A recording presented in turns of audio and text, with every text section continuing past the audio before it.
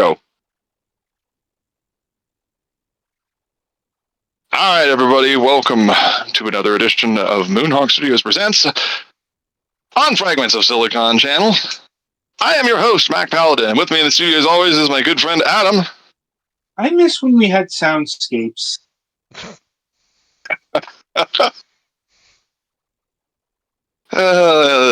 Kevin's in the house. It's quiet. Way too quiet.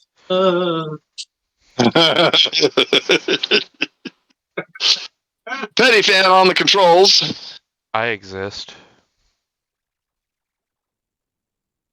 And we have the Galax. Maybe. Yeah, he may not exist. He actually probably is. I come back at batteries. Galax, are you there? Oh, yeah, sorry. God damn it. Were you muted or? He just pulled a Bob Euchre right there, folks. Press the call button, press the cough button so he could comment on some gal in the stands. No, I'm kidding. Oh, man. Tonight we have a great show for you. Tonight we have a great guest, and we have a lot of stuff to cover, so we're going to get right to the news. Adam, what's cooking with you, buddy? I got new shoes. This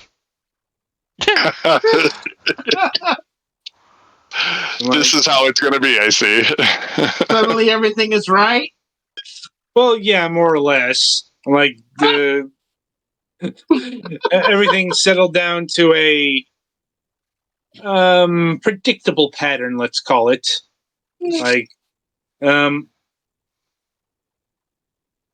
thankfully, it's still a bit of a burden, but you know, everyone's the space is all done. I'm like, you know, the timing is reliable and all of that, and most importantly, the entertainment center has been set up, so now I don't have to know what Minecraft Stanley is anymore. Oh, boy.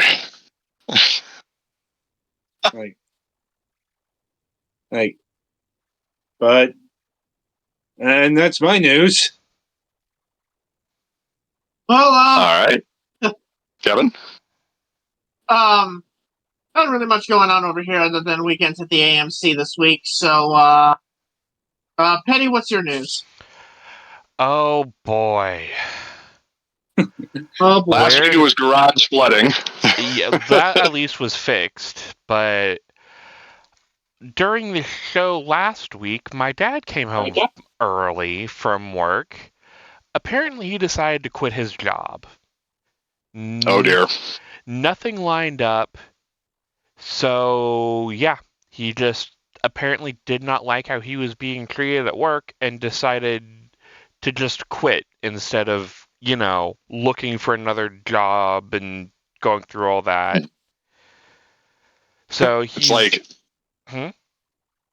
It's like, yeah, I'm doing that whole thing the kids are doing these days with this whole quiet quitting. I just walked out. And it's like, Dad, that's not how it works. Yeah, so it's not quiet quitting. He's looking for a new job, and he doesn't have any interviews until next week. Oh, man, that's rough. The only saving grace is that my mom got that money from her previous job injury settlement. So we're not in any immediate danger of losing the house or anything, but it's still, you know, fucking messed up that he decided just to quit. You know, he keeps telling us, don't leave your job until you have another one lined up, and then he pulls this crap. So yeah, that's unfortunate. And then Thursday, I received word that our local game store will be closing down because they're going bankrupt. Oh, jeez. Apparently, part of the issue is YouTube, or not YouTube, eBay, TikTok, and TCG Player how long they just hold on to money in general instead of just releasing the funds. And then they had a big order for some cards that to the tune of about 30 grand.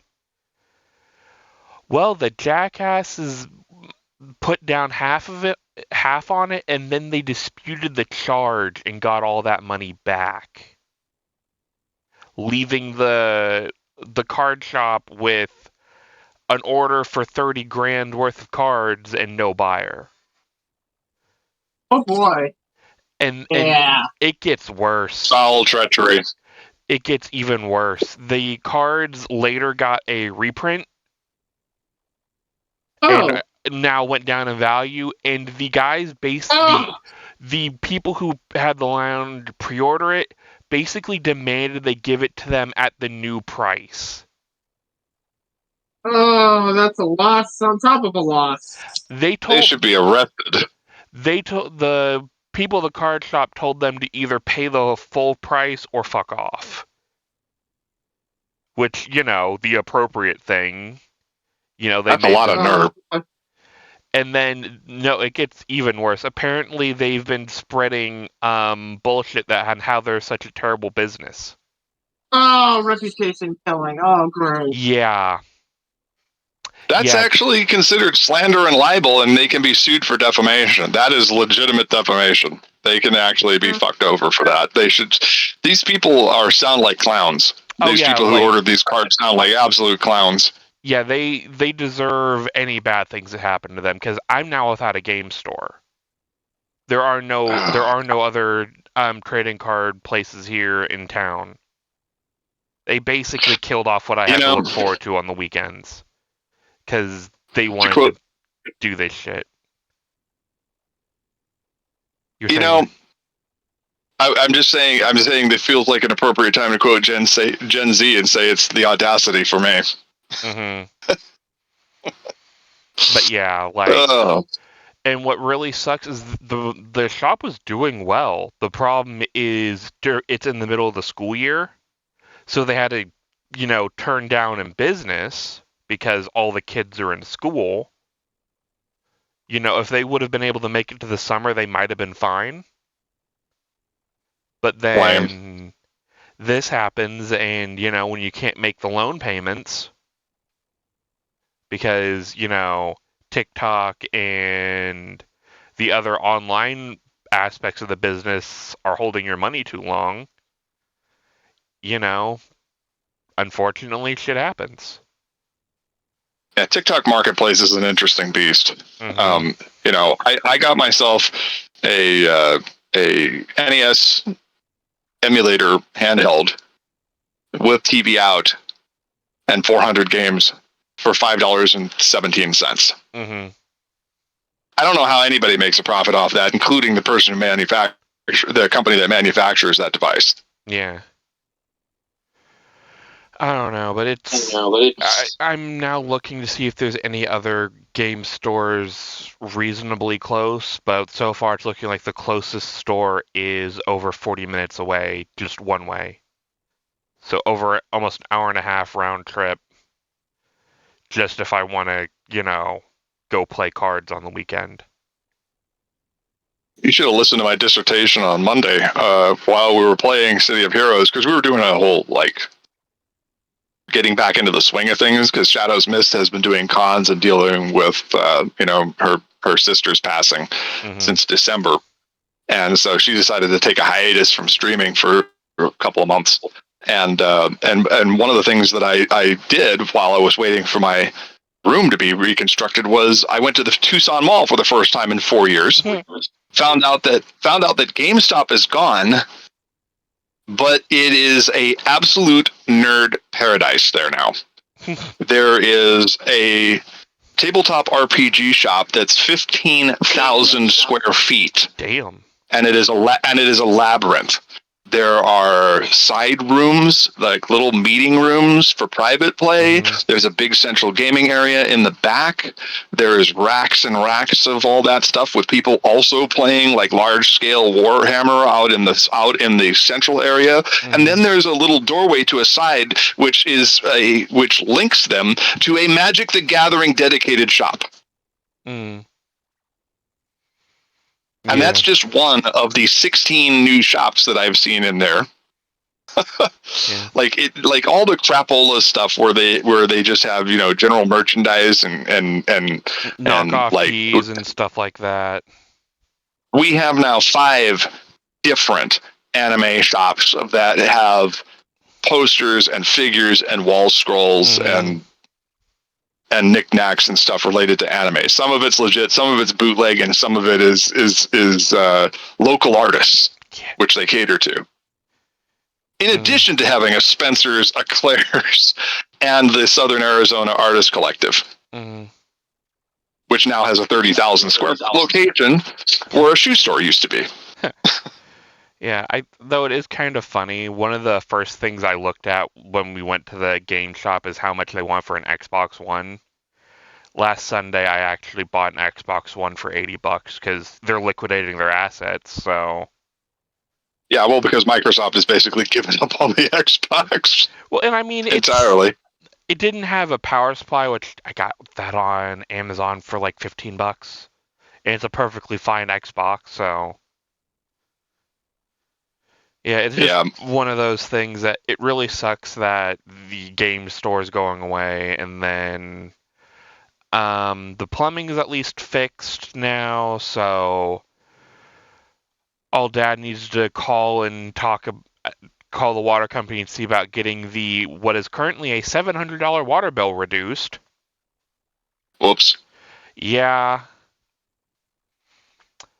And then... Yeah, especially with that whole no job thing, because even if he gets one quick, it's still going to be 3 or 4 weeks before he gets his first check. So yeah, that's what we were telling him. That's why we're really not happy that he decided to quit. I mean, if he's really, if he's got a new enough car, I suppose he could do Uber or Lyft. His car is basically brand new. It's used, but it's like a 2020. Or not 2020, 2022? As long as he doesn't have anything effed up in his background, he could get on Uber today. I mean, he worked in healthcare, so... Yeah, but I mean, I make $40,000 a year just driving people around 25 hours a week. So that's something we'll discuss if he needs to. Because I don't know how... We live in a fairly small town, so I don't know how well Uber and Lyft run around here, I'm just saying there's options. Yeah. At least something to hold you over for a couple of weeks. Yeah. I guess it really depends on, how things go with his interview, but I will, if he doesn't get any more interview offers, I will definitely bring that up. Yeah. Yeah, if he can hold it together for a few weeks, he could probably do that and make some okay money to at least pay some bills in the interim while he's trying to figure things out. On, mom's settlement money. And I mean, if you have a major city within an hour, he could also go over there for a day or so. Yeah. There's options. That's all I'm saying. I'm putting a positive spin on things. Yeah, we'll bring it up if we need to. Brave new world. He doesn't have to make a podcast or anything like that.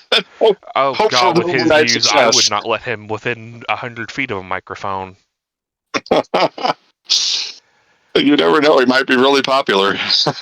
I don't want that kind of popularity, bro. You're like I don't want my own reputation on the internet. Yeah. I don't want me to be equated with another alt-right psychopath. Please and thank you. He'll be a hit with the Uber riders. That's what I'll tell you right now. And yes, as far as other life stuff, I guess the only other kind of cool thing is I now have a Butterfingers branded PlayStation 5 controller. Nice. I've seen those. Yeah, a streamer I watched, Spoofy, she got one to give away when she was doing the Final Fantasy VII Rebirth collab stuff, and I won it. So it is now sitting here on my desk. Very nice. I didn't know it was a SCUF controller. I thought it was just a regular PS5 controller they put like a vinyl sticker on. No, it's a straight up custom printed SCUF controller that's like almost $350 because it's totally kitted out. I'm like, holy shit. Yeah, I've been seeing that a lot. A lot of people have been doing that with custom controller jobs like that. Mm-hmm. So yeah, that's kind of interesting. It's one of those, if the card shop wasn't closing, I could see, if it was worth anything and see if they'd, consign it to them or whatnot, Well, I mean, worst case scenario, if you have Bluetooth on your computer, it definitely will work as a PC controller. Well, I also have a PS5, so. Oh, well. But, like, it's only me who plays it. What do I need two controllers for? I have a smart remark for that, and I'm keeping it to myself. I know. It rolled through my brain, too. Don't worry. But yeah, if anything, I'm dancing with myself. I also have a buddy with a 3D printer, so I can, I could get a whole lot of stands printed for this to at least display it. Hey. But yeah, it's definitely something we can discuss. And then I think that's it from me. Well, I got plenty. Listen. When we get to my news segment, first let's talk to the Golics, and then we'll talk about me for a minute. Not too much going on around here. I guess I mentioned on Fragments that since it's been announced around the family, I can say now that my sister is pregnant, so I'm looking forward to having two nieces.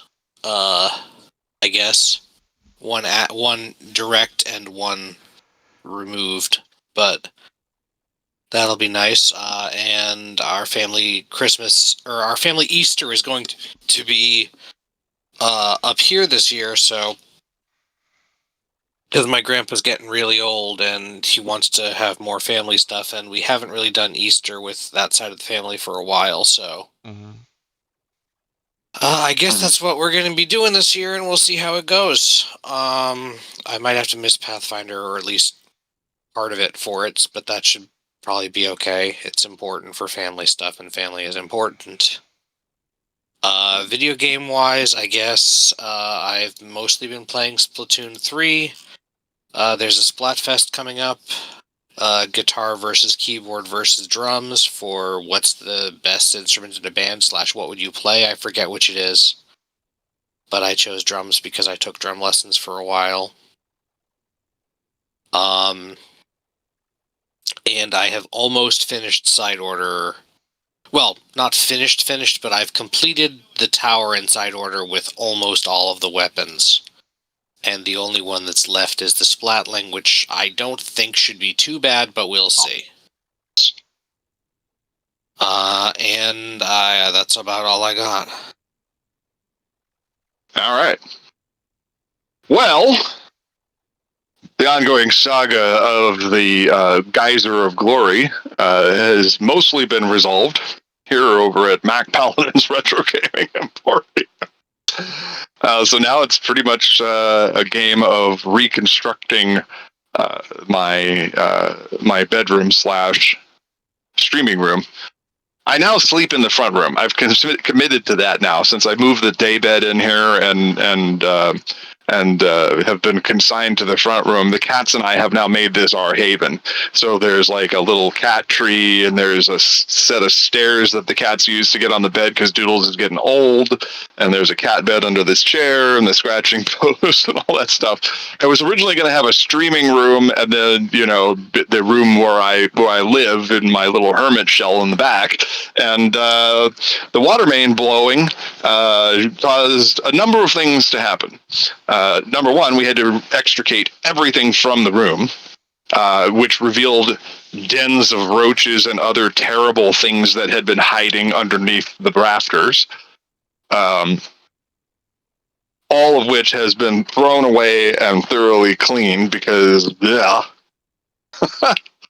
All of the holes in the walls have been sealed up, and they put in new cove base molding and caulked around everything. And I personally redid the paint job myself because I was tired of waiting. And then the main blew again, and I had to wait for them to jackhammer up the entire floor and my bathroom, and start the whole process again. And I just finished the repainting today, and have been in the process of reconstructing the original streaming room, which is going to have some very notable features, which I have rather explicitly alluded to on the Fragments general channel. That I'm calling it the liminal 90%. That when the room gets to 90% completion in my mind, then I'm going to do a big unveiling of it, because a number of things are going to happen. I'm going to be starting a new feature called Arcade Anarchy, and I am going to be acquiring a series of arcade coin-op style machines from 1UP and a couple other places. And I am going to be turning that walk-in closet that was for VTubing into a miniature coin-op arcade. And it's also going to have clamps and cell phone extension arms and things like that, so I can simulcast on Twitch and on TikTok my exploits with relative ease. The exploitation of yourself. Wait a minute, hold on. I mean, that is basically what I do on a weekly basis. So yeah. I wanted to mention really quickly that the reason I brought up all those shops in Tucson Mall was maybe your call to move to Arizona. But jokes aside, but no, I was really excited to find that out, because now, in addition to buying metric tons worth of stuff over at Temu, I now have a place where I can actually walk in and physically walk out of the store with 1UP arcade machines, because we have a Gamers Warehouse here in Tucson, which is an independent shop that started out with limited game sales, but was mainly about like cell phone and tablet repair, and now they've expanded ridiculously. Now they have a full coin-op arcade in their back room with probably more than 50 different machines in different states of repair. They even have a custom Legend of Zelda machine up in the front window.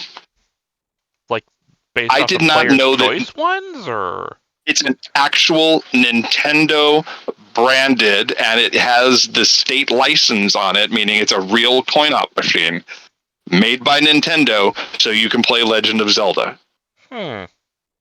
Probably like a Play Choice 10. No, it's a dedicated. All of the signage and everything on it, the whole box, is Legend of Zelda. Interesting. Yeah, I did not know such a thing existed, but now I do.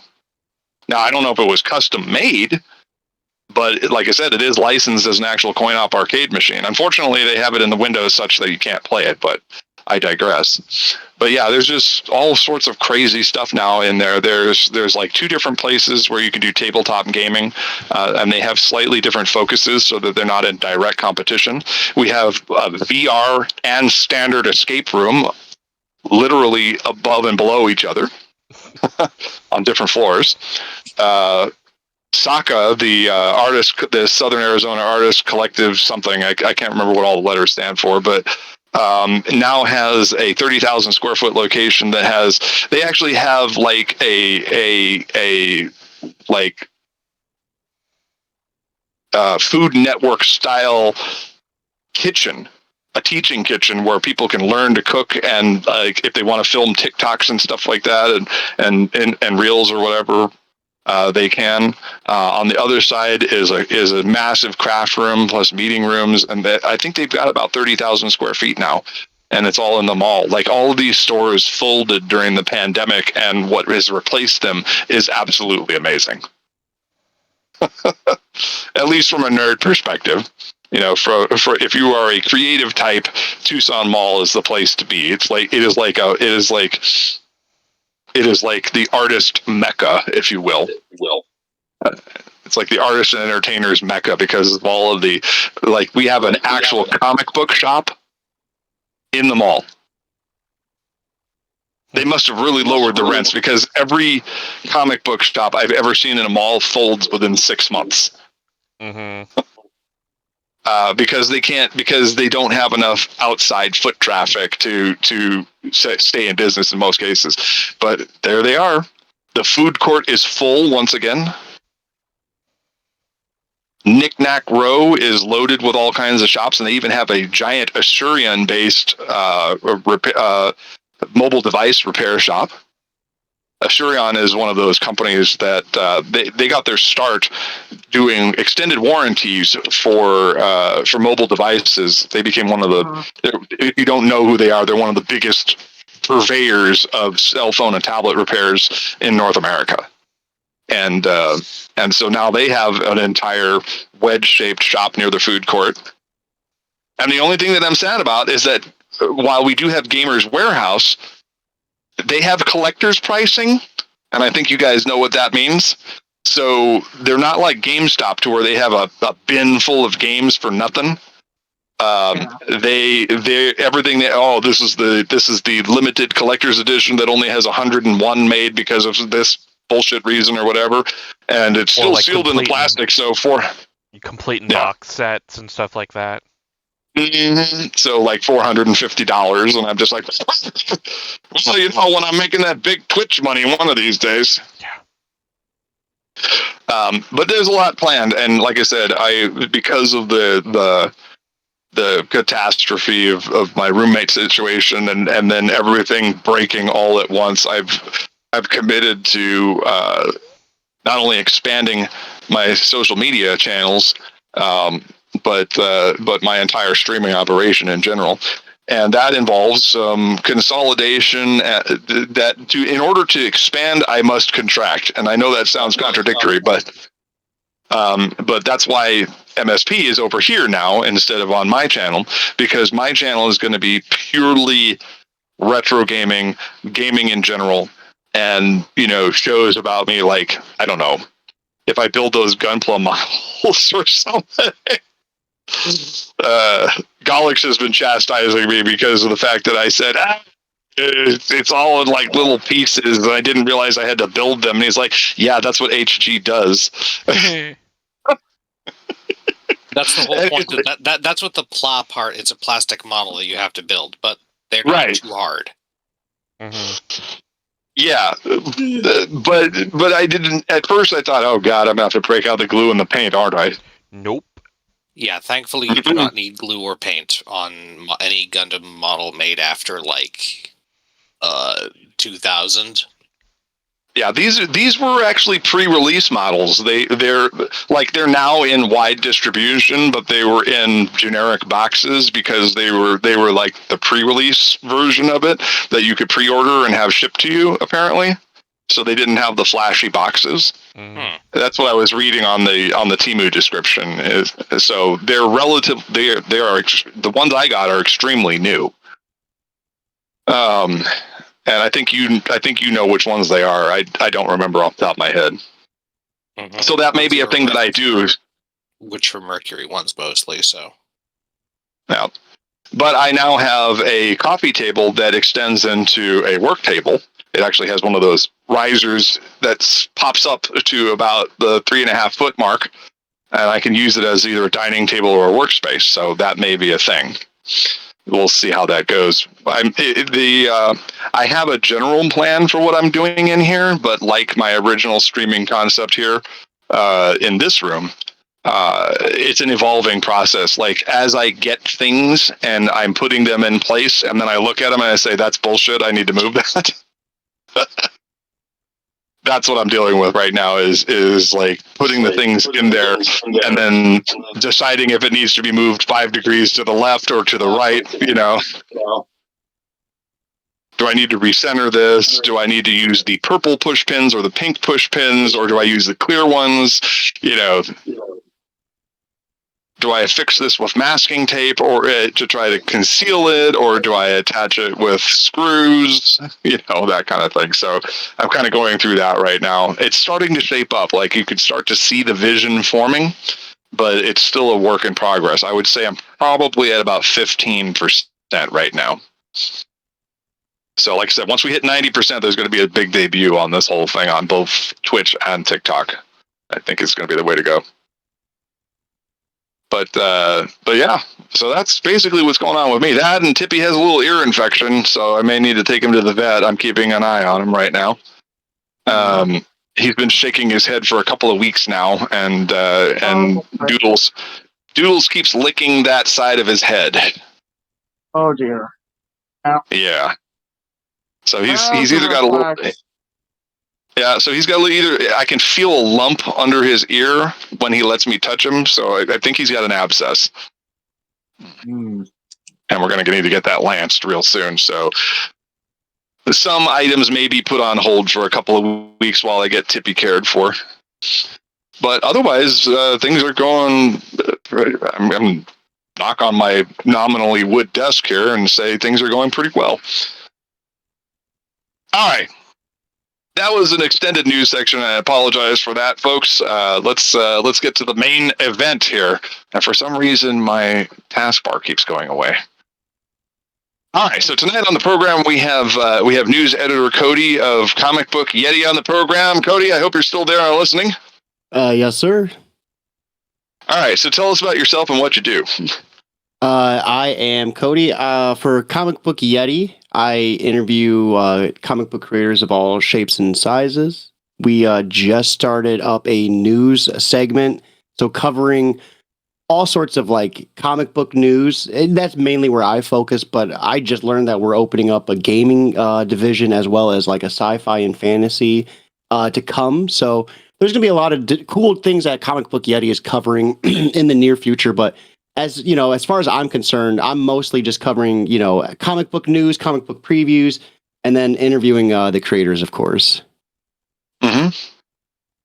And then, sometimes we dabble a little bit into the reviews as well, but I don't know if you guys have done comic book reviews. Those can take a little bit of time, and it's just something about an interview is just so it's intriguing, just learning about the creative process and the creator your themselves. products for me, please.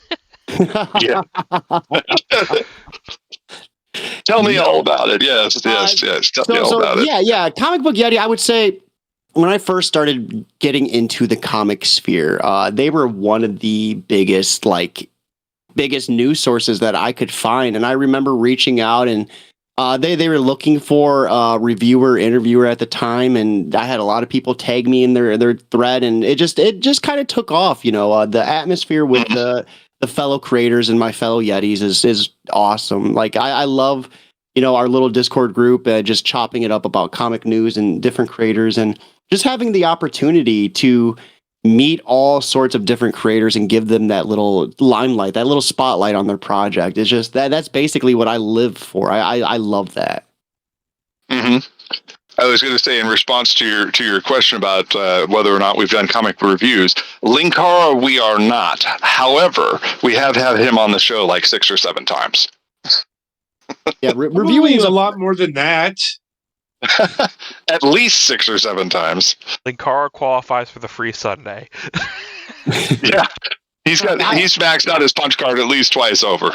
I love reviewing. It's just there's a whole process to it. And for me, like critiquing, or I guess like analyzing and deconstructing the book that you're reviewing, I wouldn't say it's so much as a challenge as it is to, I guess, give as honest of a review as possible. If like for me, that I guess that's what I struggle with the most. Like, I love pointing out the good, but when it comes to pointing out the things that were maybe could have been improved upon, that's where I honestly, as myself, struggle the hardest. Okay. Now, in the pre-show, you mentioned that you also had a couple of things of your own to flog. So tell us a little bit about that. Yeah, so I run and operate Keeping It Geekly. It's my podcast. I bring you the greatest and the latest from comic books to video games and everything in between. Pretty much just, I grew up loving comics. I grew up loving video games, and the fact that people want to listen to me talk about those, kind of mind blowing, right? Like it's mind blowing. I mean, you yourself, you guys are affiliated. It's crazy is to do what you love and have people subscribe to that, isn't it? Mm-hmm. Yeah, I do like that. So like the fact that I could, interview live shows and have a platform that people want to actively come on to is like just it blows my mind. Like we were talking backstage and I grew up with like a speech impediment and was verbally delayed and words were challenging. Words are still challenging for me and especially pronunciations. And I guess like you never really leave that side of you, right? Like when you grow up, like you always remember how hard and difficult those times were. So the fact that people like hearing me talk is like that's mind blowing in itself because like I don't get it. Like I don't like hearing myself talk. Well, if you ask these guys, I never shut up. So, but I am a Pisces. Go ahead. I was just gonna say I am a Pisces, and I was born in the year of the snake under the element fire, so I'm right in my element. Surrounded by those chakra crystals, I see you. Yeah, I'm a Virgo. Everyone thinks we're buttholes, so I really can't, deny that aspect. But I try to be a nice butthole. Oh my lord! But My dad's a Virgo, so keep it real here. Yeah, keeping it geekly, keeping it real, baby. But back to what I do. I just love comic book creators. They have a hard time already, right? Like they have a hard time creating their product, a hard time marketing, especially. And to me, it's so surprising when a creator comes up and they're like, "That was my first interview," or "That was the first time someone cared enough to talk to me about it." And like, I really live for those moments, like the moments where you work so hard on your product and someone takes time to appreciate it. And like, it's such a good and rewarding feeling to be able to offer that and provide that. And to be able to do it not only on my own platform, but with, Comic Book Yeti, to combine forces and really take on the indie comic community by storm. Like it's a nice feeling, we don't make money, we don't get paid for it, but we get to read comics. We get to talk comics. And if you love comics, that's payment in itself, I feel. All right. I feel like that was a pretty strong introduction, so now we're going to get to the structured part here. Adam, unleash the fury. Such a strange way to introduce the serious portion of the broadcast. Like, indeed. Anyway, I like the dichotomy. I suppose. Anyway, so how long have you been with Comic Book Yeti? I've been actively with them, I want to say at least over a year. I know Keeping It Geekly is nearing its 2-year mark, so I want to say probably a year and a half. I started out mainly doing reviews. I did a few interviews here and there, and I remember, like I mentioned, like I struggled so hard with, I guess, like, because you don't point out like what you think is bad. You just like basically mention what you think could have been improved and stuff. And I just had such a hard time doing that. And then I found my footing with interviews. And it was one of those things like where, with Keeping It Geekly, I was interviewing every single day. And like, I almost had that energy with Comic Book Yeti as well, like where I was just pumping out interviews left and right. And then I took a little hiatus and then I came back just swinging with interviews. And I remember, like this was recently, I remember putting out a feeler, and it was right around the time there was a lot of like issues with publishers in the indie comic scene, like people not getting paid or their books getting delayed, or a big thing rampantly was publishers using like AI art as like covers. That was a big thing, and I remember thinking like, what could I do to help? Like, there's a lot of negativity going on. There's a lot of not so spectacular things happening. Like, what can I do to bypass that and like promote the good stuff and do it more? And a lot of people, said, you're doing enough just interviewing people. But that's when I guess the idea to really cover news like really came into play with Comic Book Yeti. Like me becoming the news editor just happened a few weeks ago. And just remember like just pumping these out left and right. Like I a while back used to run a gaming review site where we would cover news and review games and such. And that like implemented with my Twitch streaming like perfectly. And I just kind of like just brushed the dust off, and just got into the news. And like I was already kind of doing something similar with my other talk show on Keeping It Geekly, and it just kind of worked out perfectly, to transition from interview or reviews to interviews, which I was already feeling really confident with, but then to tackle the news, it just really felt like that's where I wanted to be, covering stuff on my show and then hitting as much as I can with Comic Book Yeti. I see. And in terms of doing the news, is that in a print, in this case, website form, or is that something you do for your podcast show as well? Well, so for Keeping It Geekly, what I would do to cover news on that, like I would just look up whatever was prominent in the geek culture realm. So like when I had time to do it before, it was right around like the Blizzard like escapade and stuff. So, I was covering that. I wouldn't say like the gossip type of stuff, but like the heavier parts that that you get on Twitter and you're like, oh my God, like this is happening. Like I would just try to get ahead of that. Like as far as Comic Book Yeti though, that's all done on Wix. They have their own website. And I basically, we have an email chain and I'll just get like 10, 20 emails a day. Because this is the thing a lot of people don't realize about Comic Book Yeti, is the fact that we get hit with tons and tons of emails and DMs. Like for me, myself, I'm flooded just with people wanting to come on the show, but like Comic Book Yeti is a whole different world. Like I'll wake up to 10, 20 emails of like different news pieces I can cover, different comics I could do previews of, different creators that want to be. We probably have, I would say, a Google Doc spread of like, there has to be at least 500 creators waiting to be interviewed by Comic Book Yeti. So like, in terms of like the news and stuff, it's like the same, if not even more. And all of that, I got to give a big shout out to Andrew from Comic Book Yeti. He does the interview editing. And then Matt, he's the founder of Comic Book Yeti. That's the one I answer to with my news. So, I mean, he'll come back from, like a day off and I'll have like 5-6 articles that need edited and gone through. And I feel bad because I don't have to edit, thankfully, but I know sometimes, my words and my sentence structure at like 4 a.m. is probably not the best.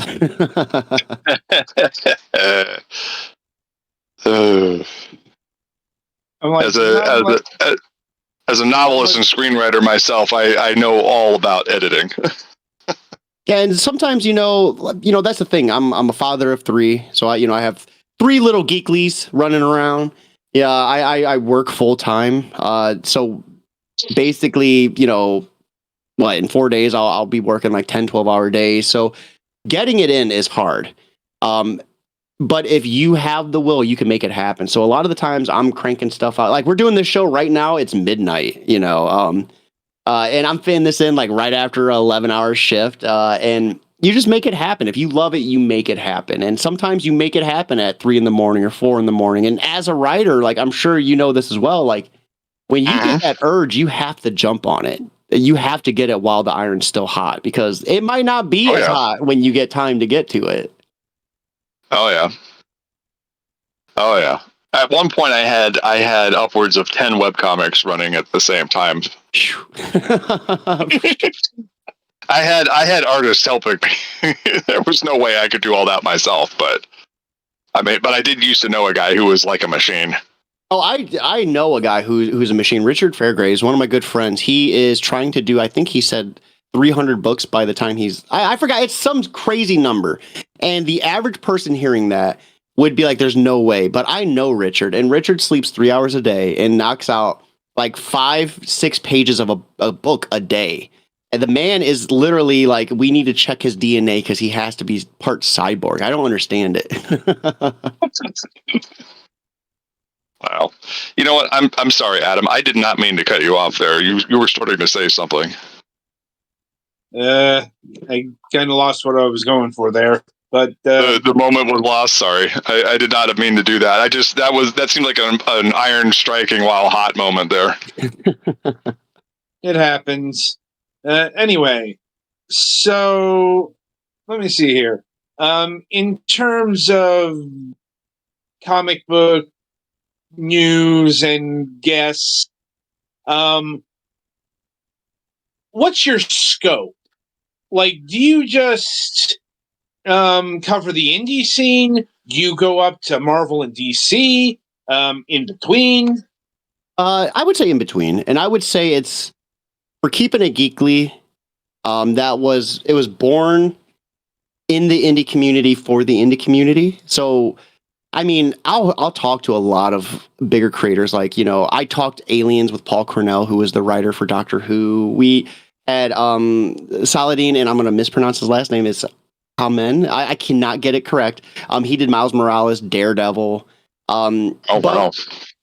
With that in mind, my heaviest focus is on the indie community, and that's no, shot to the big two. I love talking to them, but I feel like the indies, like those are the underdogs. Those are the guys that are swinging for attention. So while I'll definitely interview several like higher ups, I just had David Rodriguez. He's doing his own indie comic called Battlemex. He was and I might be wrong on this, the associate creator director of Diablo 4. He worked on like Guitar Hero, Tony Hawk Pro Skater 1 and 2. And I found out some of that in the interview.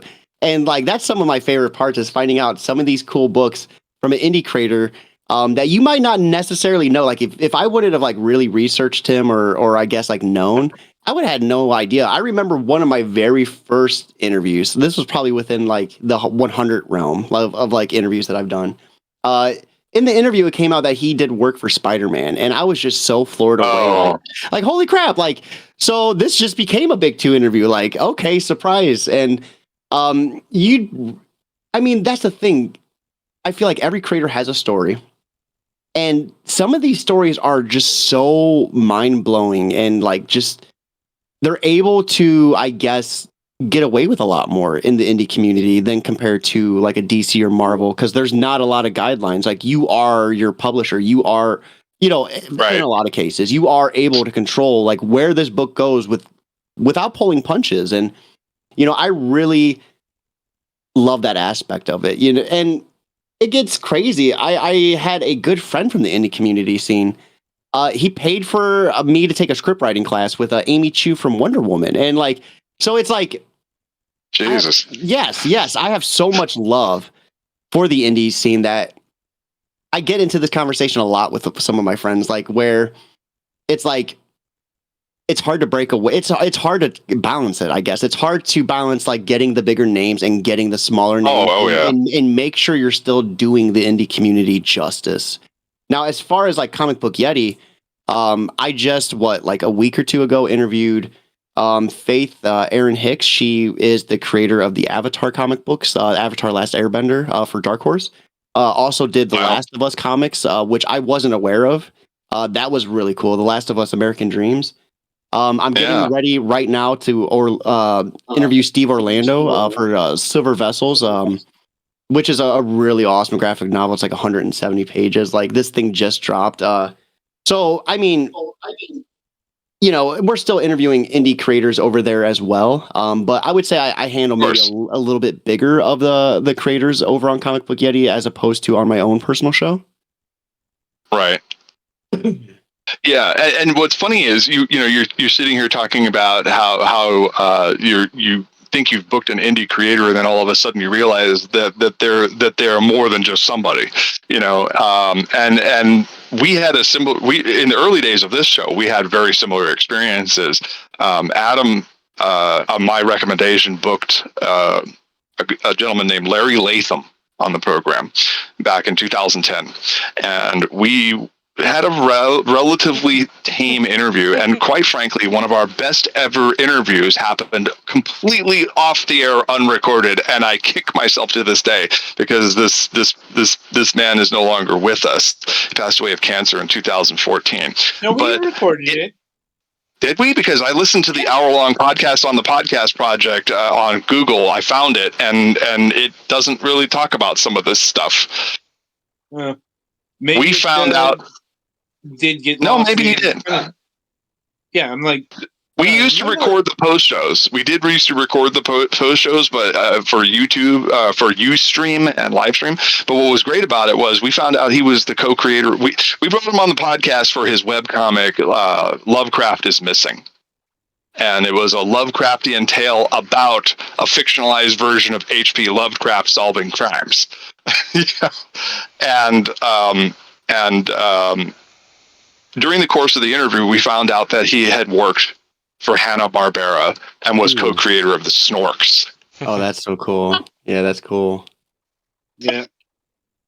Yeah, And that part of it, the majority of that was not on the air. Like, we talked extensively about that for about 2.5 hours after the show. You know, and But the sometimes joke the backstage banter, like the pre-show banter, can be some of my favorite. Like because that's I Yes, feel like that's what I was getting at. That's what I was getting at. Yes. Like experience, like when they're not on the air, and you could just keep it real. Mm-hmm. I would love to write articles. Like we used to have a dedicated Moonhawk Studios Presents webpage that Adam used to curate for me, and I gotta say that I really kind of want to get that blog back up, because even though we lost all the original commentaries and stuff and quotes, I would still like to kind of do that again, so that way I can actually write articles and op-eds about those sort of behind the scenes banters, at least the stuff I feel is appropriately not confidential, that kind of stuff, and just talk and talk about us talking, because that would be such a great thing, a great experience for the readers. Even doing something as far as maybe if you get permission and everything, like a Patreon, because that type of stuff, I don't think there's a big thing with podcasting. It's so controversial to monetize, to try to get a few bucks out of the hard work, the hours and the days you pour into this. So controversial, but I think that type of stuff is like the perfect Patreon, like $1, $5 a month, like get the backstage. Oh no, we monetize like a mercenary. Are you kidding me? Well, the thing is, when it comes to podcasting, Patreon isn't the popular monetization model. In fact, it's kind of the other way Star around. is a little better for that. Go ahead. Yeah. Well, I use Coffee. I don't know if you guys have heard about that. Yeah, we know Coffee, but the big thing is advertising. Sponsorships. That's where the real money is in the podcasting biz. Yep, just ask the angry video game nerd. And sponsorships are cool, but man, they're so tricky. That YouTube thing where everyone was sponsoring, what was it, Better Health? It was some sort of health thing, and then a year later we find out that it was not good, and then you got all these people who did the hard work of you still get a lot of ads for Better Health, although not so many. I think it's Better Help. Yeah, whatever. Better Help. I still get that on NPR and stuff because it hasn't really Hold on, we're drowning out Adam. Sorry. Yeah, the one I remember from recently is that Scotland land thing. Oh, the lordship thing. Yeah. That was a minute. Yeah, buy a foot of some fiefdom. Square foot of some fiefdom. And become a lord. They're smart. They're act fast and you can get a plot next to me. And I'm that's smooth, because there's going to be someone who loves you enough that would want to do that, Yeah. It's the new buy a star. Yes. I was just thinking that, Kevin. Thank you. Yep. Thank you for being on the same wavelength. Yep, I've heard a lot of those ads on XM satellite radio when I first had it in the late 2000s. I know exactly what those are. Yeah, they were every commercial break on the top stations. Yeah. The early 2000s, such a weird time period to think about. We had the Y2K scare. Everyone was afraid their computers were going to go offline. Don't forget to fill your bathtubs, boys and girls. You're talking to a 25-year veteran of computer retail and service. Yeah. And then we had the golden age of PlayStation, right when it was transferring to PS2. Man, that was such a good time for gaming. Just a good time in general. Even like the TV show, Toonami was still in its prime, wasn't it? Like it was just perfect. Yeah. Outlaw Star. I was watching Outlaw Star while playing Okage on my PS2 and Luigi's Mansion on my GameCube. I was smoking Final Fantasy 9 like for years straight, just like playing that nonstop. And then I remember you had to change the disc. Like we sound like such old people, right? You had to literally, anyone watching back in 2000, you had to stop your PlayStation and put a different disc in. We didn't have the luxury of having 100 gigabyte updates. Unless your PlayStation was modded to play Japanese games and you had to do the disc swap thing, and then the trigger on your lid didn't work anymore, so you couldn't play Final Fantasy VII. Well, I remember Final Fantasy. You could stop the game and use regen on yourself, and you would heal mid battle while it was still running, and you just close the lid. Like that. And what was it? Metal Gear Solid 2, where they read the memory card. That was Metal Gear Solid 1. One, yeah. Well, one of the bosses. I believe the regen thing is real. Yeah. No, I'm a huge time fanatic. My favorite was the time paradox, though, in Metal Gear Solid 3. You know, because if you killed what's his name started with an O. I can't think of it off the top of my head. Ocelot. Ocelot. Yeah, if you killed Ocelot in Metal Gear Solid 3, it would cause a time paradox with Metal Gear. Yeah. You know, I'm gonna be honest. I never really played a lot of Metal Gear Solid. I know that's blasphemous, but I've listened to because when I work, I listen to a lot of like analytical breakdowns. So I'll listen to like a 6 hour. I just listened to a 7 hour breakdown of why Metal Gear Solid 2 was perfect, and I've never played it, and I know everything about it. I've never played any of them, but I've watched at least. Well, I've read at least one webcomic and I played Metal Gear Solid a bunch. Played that and the Twin Snakes remake. I came away with a severe hatred of Hideo Kojima's writing. Like, you're either into it or you're not. Hot take. That's Let's go. Hot take right there. Yeah. Well, I mean, I thought the Phantom Pain was the best Metal Gear Solid. Well, it's more. It's more. I got it. Nukes are bad. You know, just. It's a little more complicated than that. Yeah, my thing is like, how many clones we gonna have? Like, come on. Yeah. I mean, I started to like Raiden. I did start to like Raiden after Revengeance. I mean, that's Revengeance. Yeah, but I mean, at least they made him fun instead of whiny. Well, I felt like he was always getting his ass kicked in Metal Gear Solid 2. Yeah, keep in mind, Revengeance was helmed by Platinum Games, who have a completely different writing style. It's very much. Yeah, it's very much Bayonetta in a Metal Gear rapid. Anyway, I suppose getting back before we digress too far. Getting back on track. Now, do you just cover comic books, or do you cover comic book adjacent stuff? Like, for example, will you guys be talking about X-Men 97 in the near future? You know, I don't want to speak for Comic Book Yeti as a whole on that subject. I know we opened up the news. We're looking at opening up a game thing. We're opening up sci-fi and fantasy. The cards are on the table. I could definitely foresee that happening, especially like with the direction where we're going and how we're trying to really diversify like what we cover. That's not out of realm. I know they're doing a Twitch thing where they're going to be talking with creators, so there could be something along the lines where they do like some sort of live coverage of it. Maybe I implement something like that. I know for like keeping it geekly and stuff, like I'm hungry for everything. So I'll talk to, if you're an indie creator, if you're a big 2 creator, if you have a web comic, if you do indie games, if you do I had a musical composer who did music and OSTs for video games on before. I really try to be that trifecta of like geek culture for my show, at least. I know Comic Book Yeti, they're really focused on like the comic book aspect of things, but I do see them, especially today with the talk, heading into video games and TV shows more too.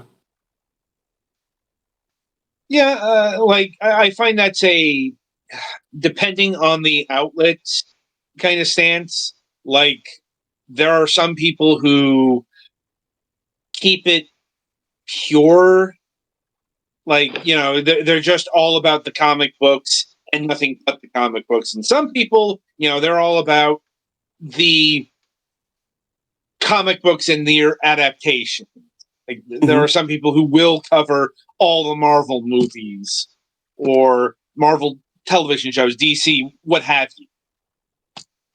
Yeah, I haven't really seen that with Comic Book Yeti. I know with my show, I was really big on catching movies right when they drop, so I was doing that a little bit, like Oppenheimer when that dropped. We did Across the Spider-Verse, so I would grab a couple people from the Twitter sphere and just be like, hey, who wants to chop it up? And we would cover that. And the shows, I definitely wouldn't mind getting back into that. We got The Boys dropping soon.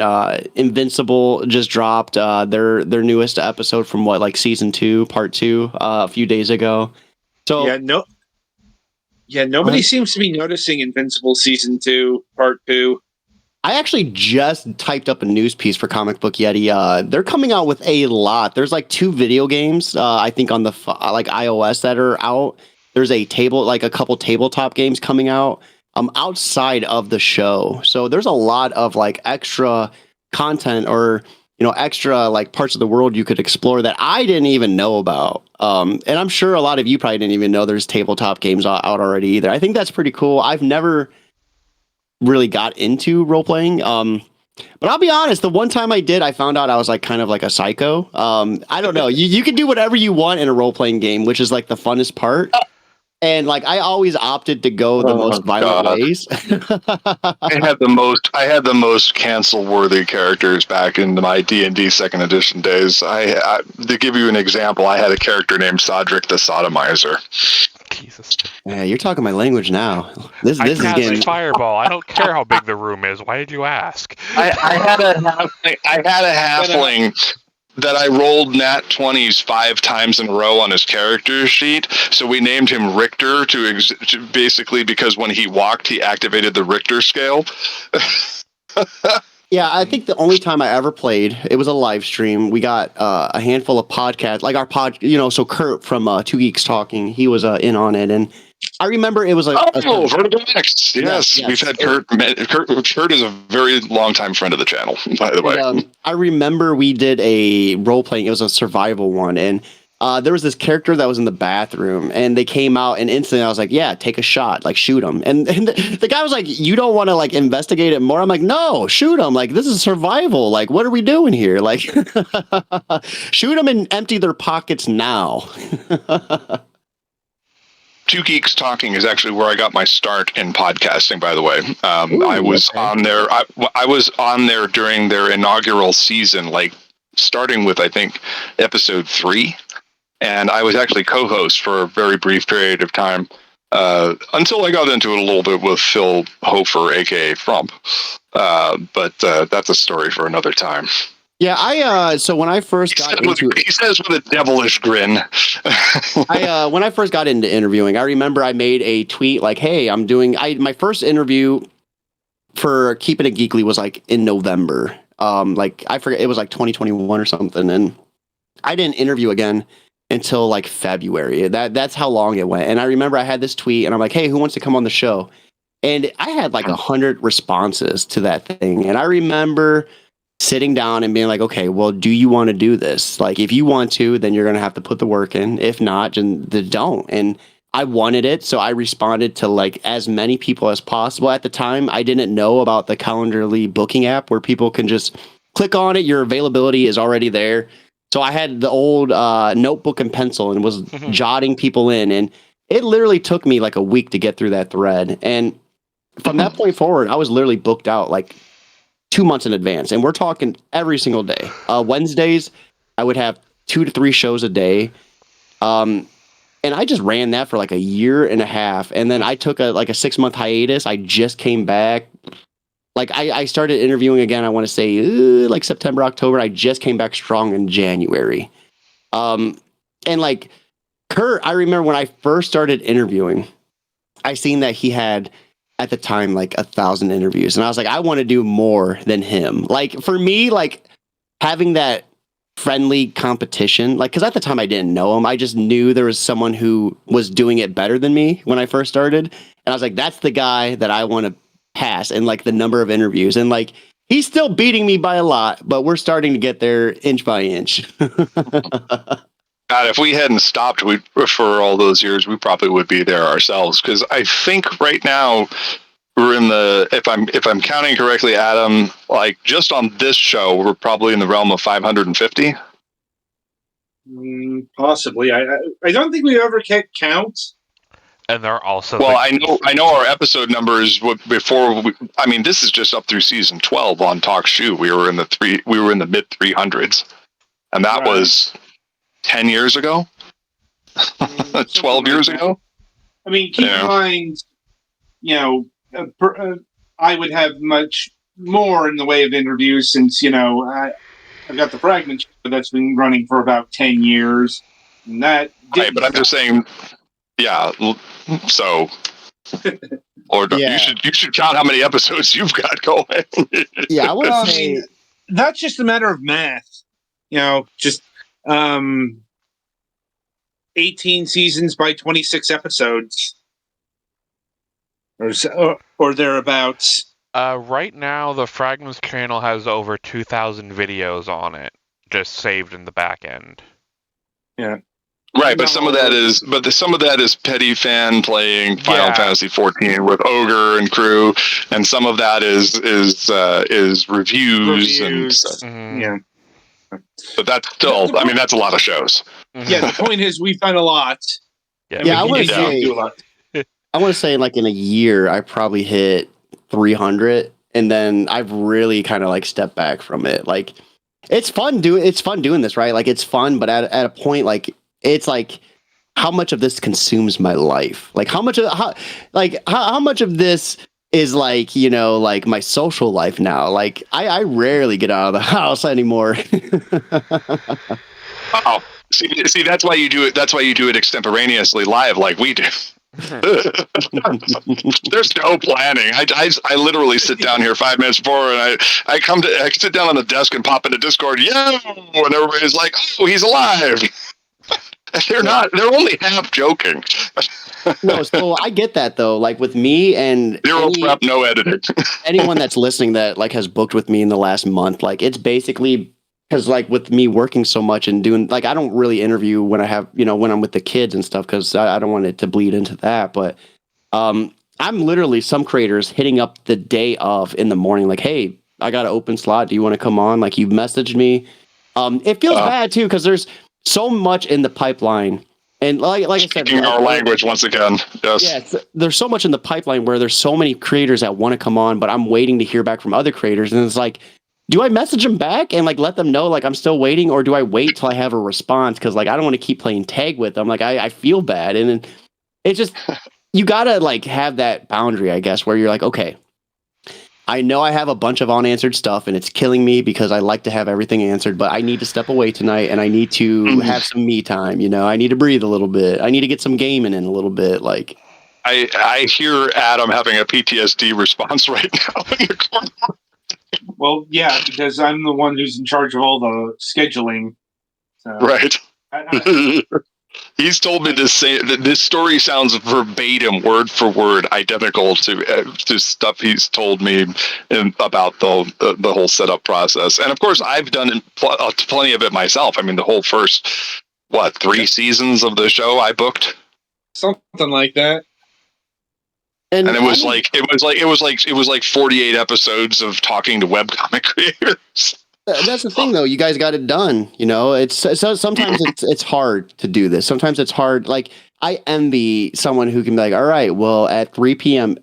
on these days, I have a consistent schedule. I used to have a consistent schedule. Like when I was a bigger with Twitch, you could catch me live like X days, and I would be live at that day. And now that's non-existent. And it's like I fiend for a consistent schedule.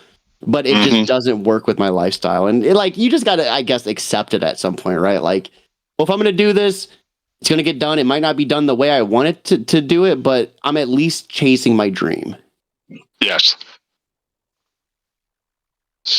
Yeah, and that's been the constant evolution of my own channel. Like, when I was talking in the news segment about the whole water main break, for 2 months I've been sitting here like a coke addict, waiting for my ability to stream properly to come back.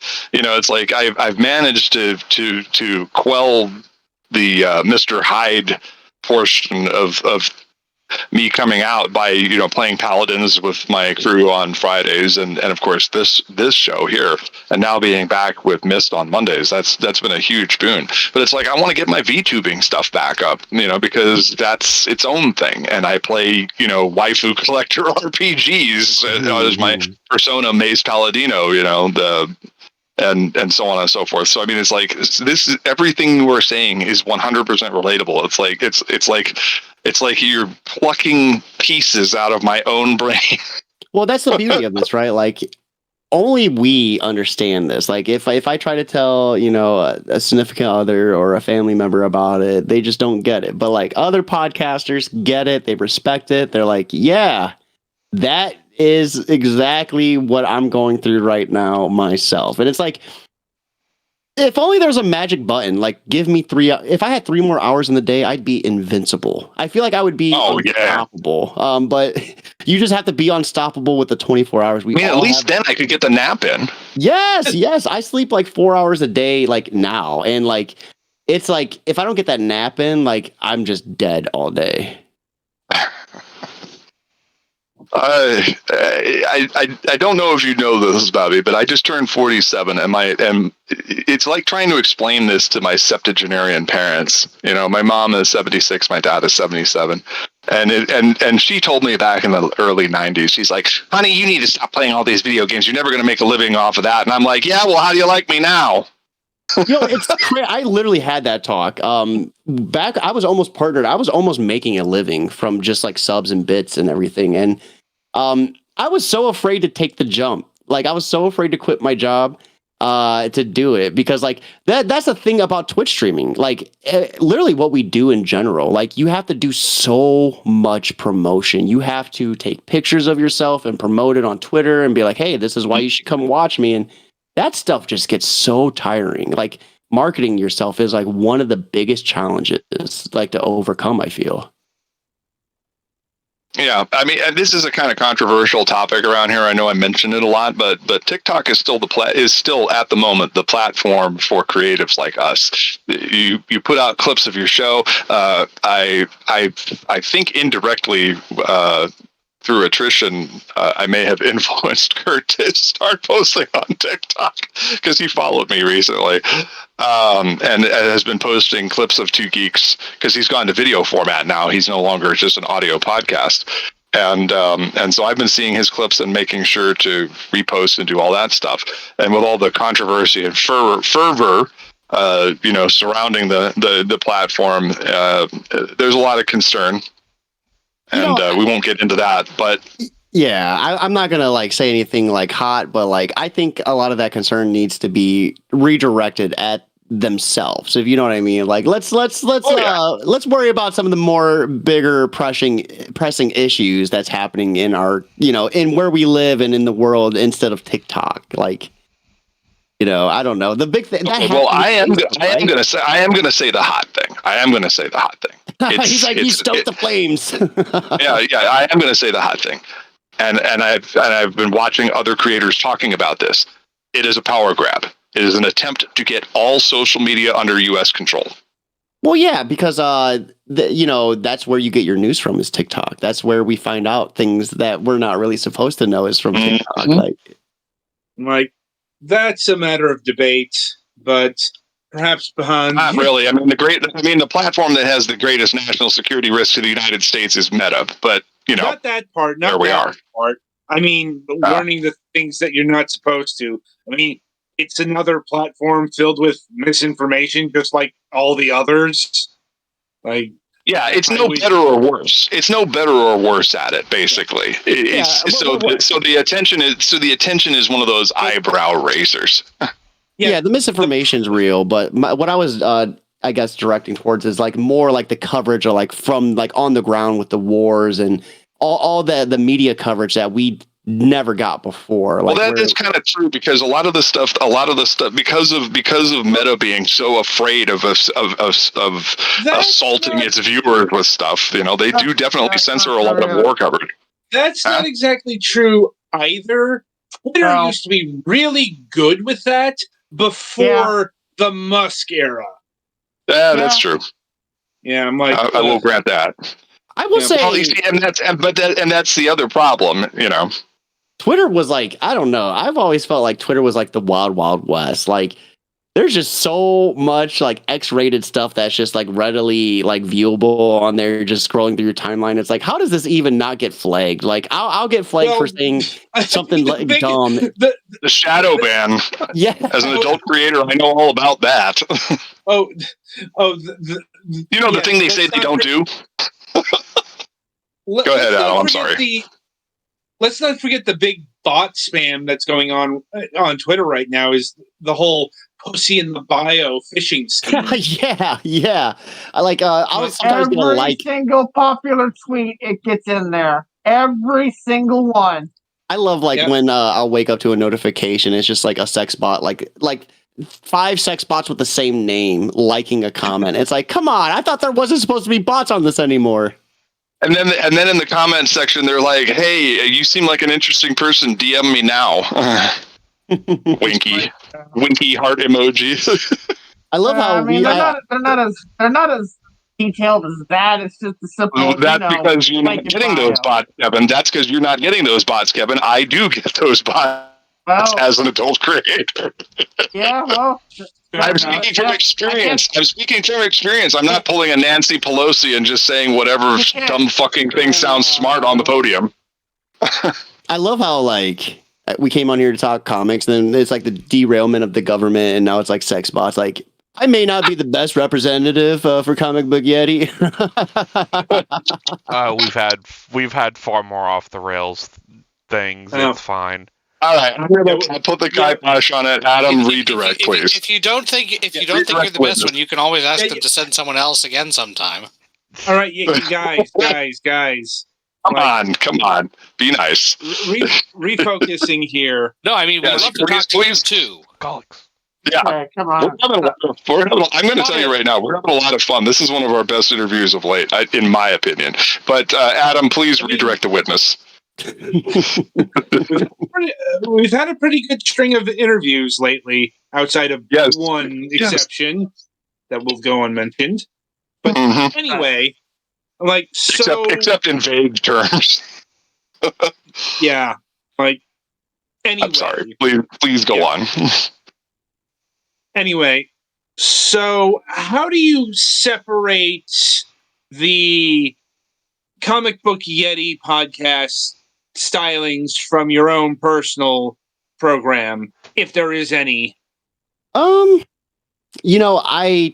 make sure to keep myself in the interview because I feel like that's me. Like, I feel like if I try to interview without having my personality in it, then it's not going to be my interview. It'll be something else. So I would say for Comic Book Yeti, I try to inject my personality. I try to ask good, insightful questions because my biggest thing with interviewing in general is they've probably been interviewed before.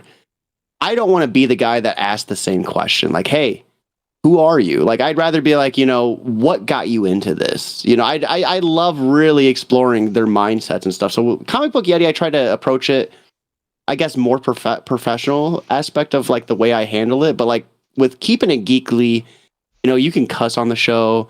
We could talk about whatever, we can, like I said, I cut the shit with Paul Cornell just talking about aliens. And I was there interviewing him about his book on Zoop outside of Doctor Who. There was other times where, the artist Daryl Banks from Green Lantern Run, he was doing an indie comic with an indie creator. And we were just chopping it up about how he ventured into a more violent aspect and like how crazy it was and how crazy the writing was. Like, I don't want to spoil the story, but like just like the turns it took. And like, I guess I'm not afraid to like dive into more controversial aspects or more grittier stuff, or it's more of a relaxed, cutting the shit type of interview with Keeping It Geekly, and more professional with Comic Book Yeti. I feel that's probably the easiest way to say it. I think I can discern the difference. Like, it sounds like Keeping It Geekly is more like, well, this program, and Comic Book Yeti would be more professional, more traditional. I mean, like, I take it as a point of pride that we are professionally unprofessional here at Moonhawk Studios Presents. Dude, that is our trademark slogan, by the way. Like my dude Richard, I was talking about him earlier. Like our first interview, we literally were talking about his book. His book had a wall of glory holes on it, which, I mean, that would be probably something I would cover in Comic Book Yeti, but I wouldn't like have fun with it. Right. Like I was able to like we had a blast. Just like what is this about? And like, oh my God, I nearly just unalived on my soda when you said that. Well, it's just like, that's the beauty of it, like doing the live shows versus doing like the written stuff. Like you get more, I wouldn't say outtakes, but you're able to like get the creator to just like be real, I guess. Because when I send you a list of questions, you have a couple days to be like, okay, well, I can word this how I want to. But like when you ask someone on the spot, like that's the beauty of it. They come up with some of the most truthful stuff that you'll ever hear. Mm-hmm. This is why we do the warm. Go ahead. I was going to hear on MSP, you have 5 minutes to make right with whatever God you believe in. you have a half hour before the show during the pre-show to get right with the Lord. Before we go in dry. That's the thing. Like with Comic Book Yeti, like I want to. It's not my brand, so I want to maintain the image that they have. Like I don't want to go in there guns blazing. Like I own the place, that's where I go, take my shoes off, and I handle business. Like when it's Keeping It Geekly, we get on the show, and we make it as crazy as you want to make it. Like, I have guidelines, I have boundaries, but they're far and few. As long as it's not going to get me shut down, like we can chat about it. And that's the thing. I really pride myself on being able to like chop it up. Like, before all this, like I was a door-to-door salesman. I had a brief stint as a telemarketer. I know we all hate them, but I had to pay the bills. So you learn to talk, you learn to talk fast, and you learn to talk in a way that is going to captivate or, get the audience engaged. And I kind of just took that and ran with it, like even this, like, it's, you guys are interviewing me, but I feel like I'm responding in a way that's me like interviewing you guys in a sense, right? Like I'm giving you like, those are the best. Yeah. And like, it's that experience that has like led to this, right? Is I listen, I don't know if you heard, but I do like to talk about myself from time to time. Well, I mean, go on. Don't leave us hanging. I mean, I don't want to kiss and tell, but But yeah, anyway. I mean, that's the thing. There's so many interviewers out there that are doing their thing, and some of them are clean, and some of them are clean cut, and like I love just being myself. And when you come onto my show, 9 times out of 10, you already know who I am, and you already have a feel of how I'm going to handle it. And I will say this. Out of like the 440, I mean, there's been a lot more, but a lot of those videos got delisted. I've rarely had someone say they had a bad experience. It's mostly like, hey, I want to come back on. This was fun. You asked different questions. This doesn't feel like an interview. And that is my ultimate goal. Like when you come onto my show, I don't want you to feel like you're in a like a meeting, like you're getting drilled. I want it to be like you're talking with your best friend, because that's where the best conversation is going to be. I don't want to alarm anybody, but I just wanted to mention really quickly that we have pretty good viewing numbers today, and we also I've been bantering back and forth with Historic Nerd in the chat. Had him on earlier in this season. Mm-hmm. So I'm pleased to see that we're having a good time tonight, because that's really important to me. It's more than revealing exculpatory secrets and stuff like that. My goal with this show is to be a place where people can have fun. And in the few instances where we've had to remove a episode from the archive, it has been because I felt that the quality of information being shared and the image being presented was less than stellar. It was not our best, either because of us or because of us leading the guest up the primrose path, or vice versa. For me, Comic Book Yeti is pretty thorough with their who they let on, who gets the there's tons of people, but they have a good filtering system. When I first started interviewing, I wasn't aware of like the politics in comics, and like that's a whole battlefield in itself. And the thing is, like, properly vetting guests can be difficult, right? Like, because the thing is, like, I don't know, you have to look at it as a huge, like, just out of the box experience. Like, okay, well, is this person really affiliated with this, or were they using this to kind of advertise their book to get more views, or it's a roll of the dice. Like, especially like I don't have time to vet every single guest that appears on both shows, deeply. So there's always the risk that someone could hold, untoward views, let's say. Unctuous views. I believe that's the popular term now.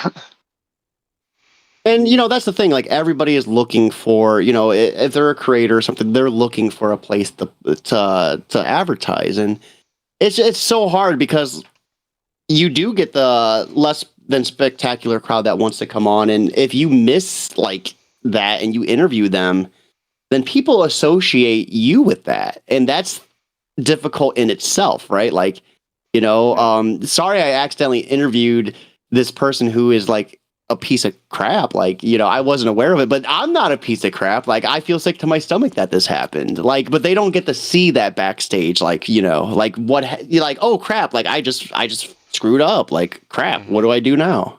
Or like stuff. We've had a couple of guests that stuff come out later on down the road. Like, oh, we had no idea when we invited them on the show years ago. Yeah. Like, could name some names. Same. Yeah, but that's the thing. It's always best not to, because you only hurt yourself, right? Like, because they're going to have their audience. They're going to have people that support them in what they do. You're going to have your audience, and your audience might be upset that you interviewed them, but to go out and like to lash, to, I guess, be combative about it, it only hurts you. Like, the best thing is, if you need to apologize, make the apology, be sincere, and just move on and try to vet better. Like, and like, we typically don't remove those interviews unless it's like something very, very, very, very egregious, If there is more bad than good, that's when we go for it. Yeah, is really the litmus test.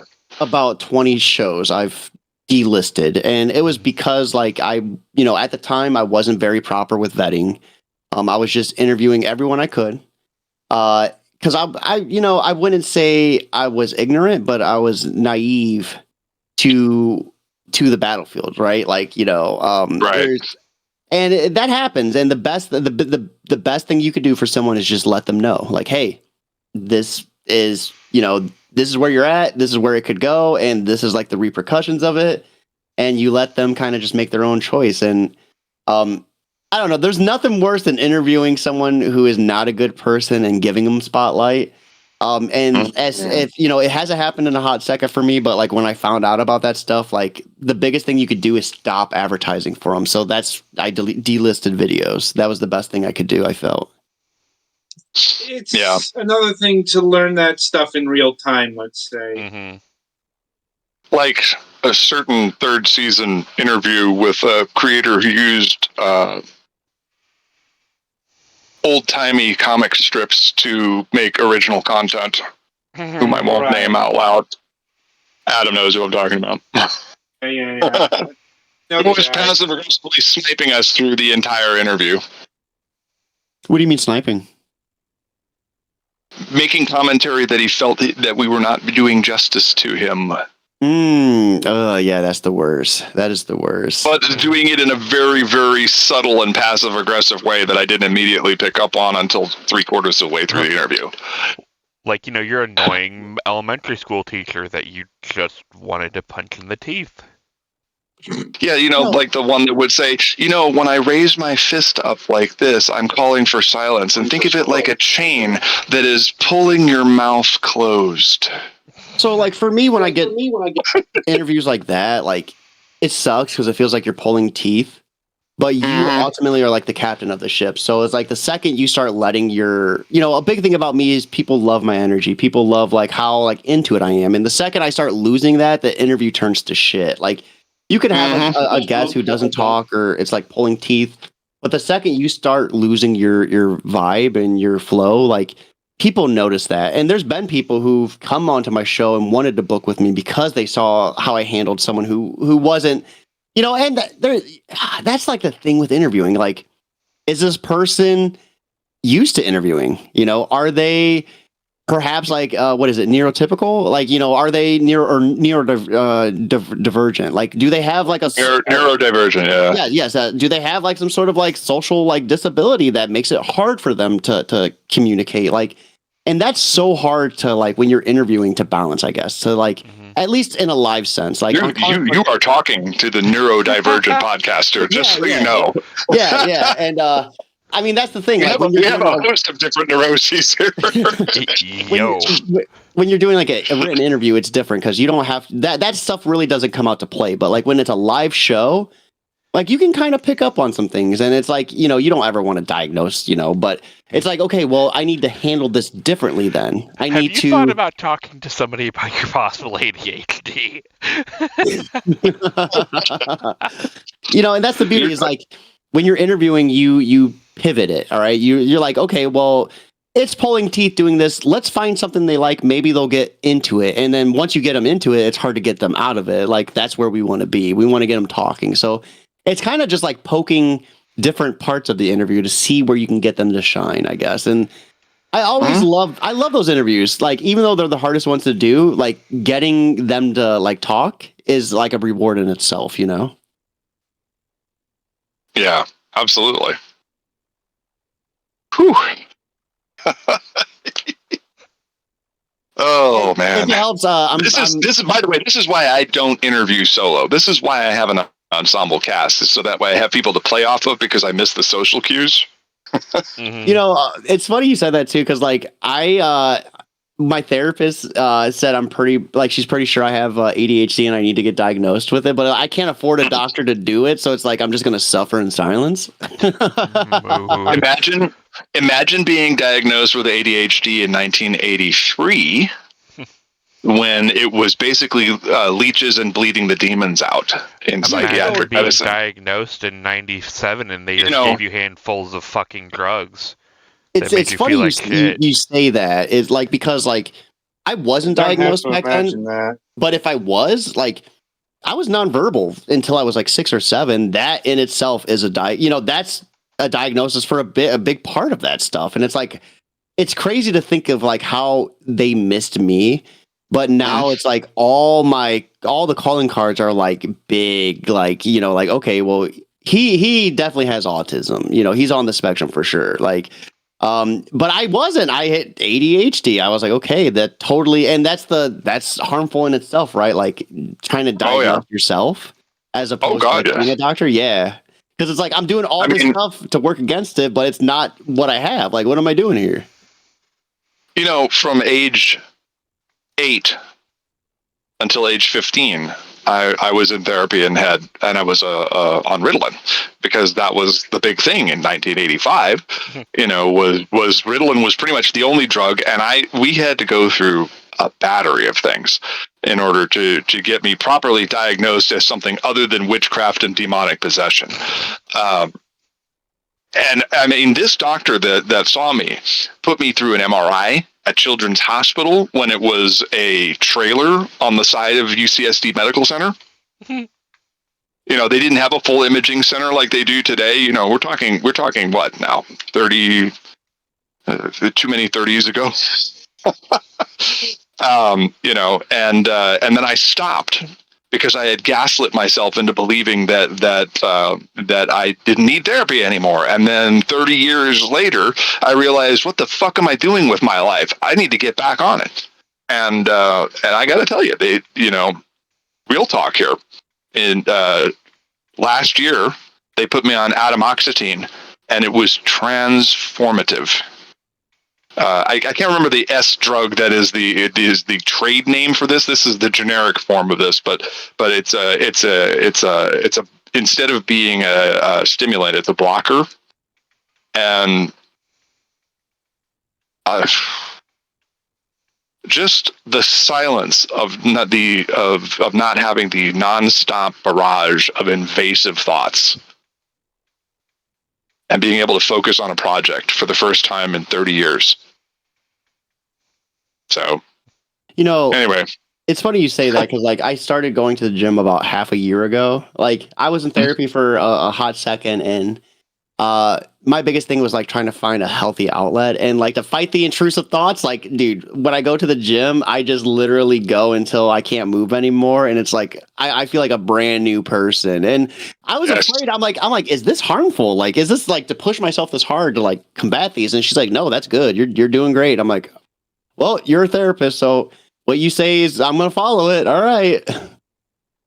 I mean, Adam, not again talking out of school here, but Adam can speak to the autism side of it a little more than me.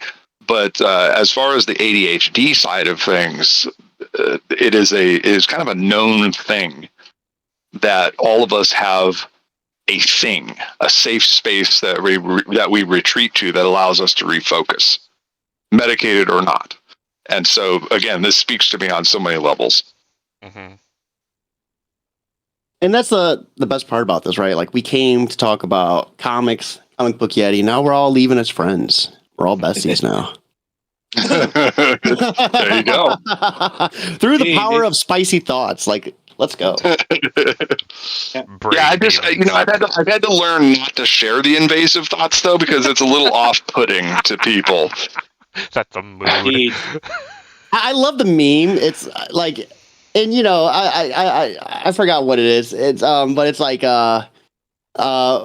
when people get in invasive thoughts or intrusive thoughts, they dye their hair, but like me, like it's like surrounded by fire. Like when I have my intrusive thoughts, like. See, and that's the thing. When things are on fire, that's when I'm at my calmest. I'm over here sitting here going, I'm in my element. Sip. Me sorting trading cards. I had to get out of trading cards. Like Magic, I forgot who was talking about Magic, but that like broke me. Like trying to stay competitive and like, standard, like I could not afford it. It was like paying. You would not be okay in Tucson having a shop at the main mall that is literally 15,000 square feet of gaming plus a dedicated Magic the Gathering shop. Mac, there's no way you could go to the main mall. That's half an hour from me. Well, I'm in Ohio, so I don't think there's any way I'm going to be hitting that spot anytime soon. Yeah, and Magic is not one of the more money-friendly trading card games anyway. Yeah, I know. Especially if you're trying to do anything other than like, well, no, with like modern, whatever. There are different formats, and all of them are bad in different ways. Yeah.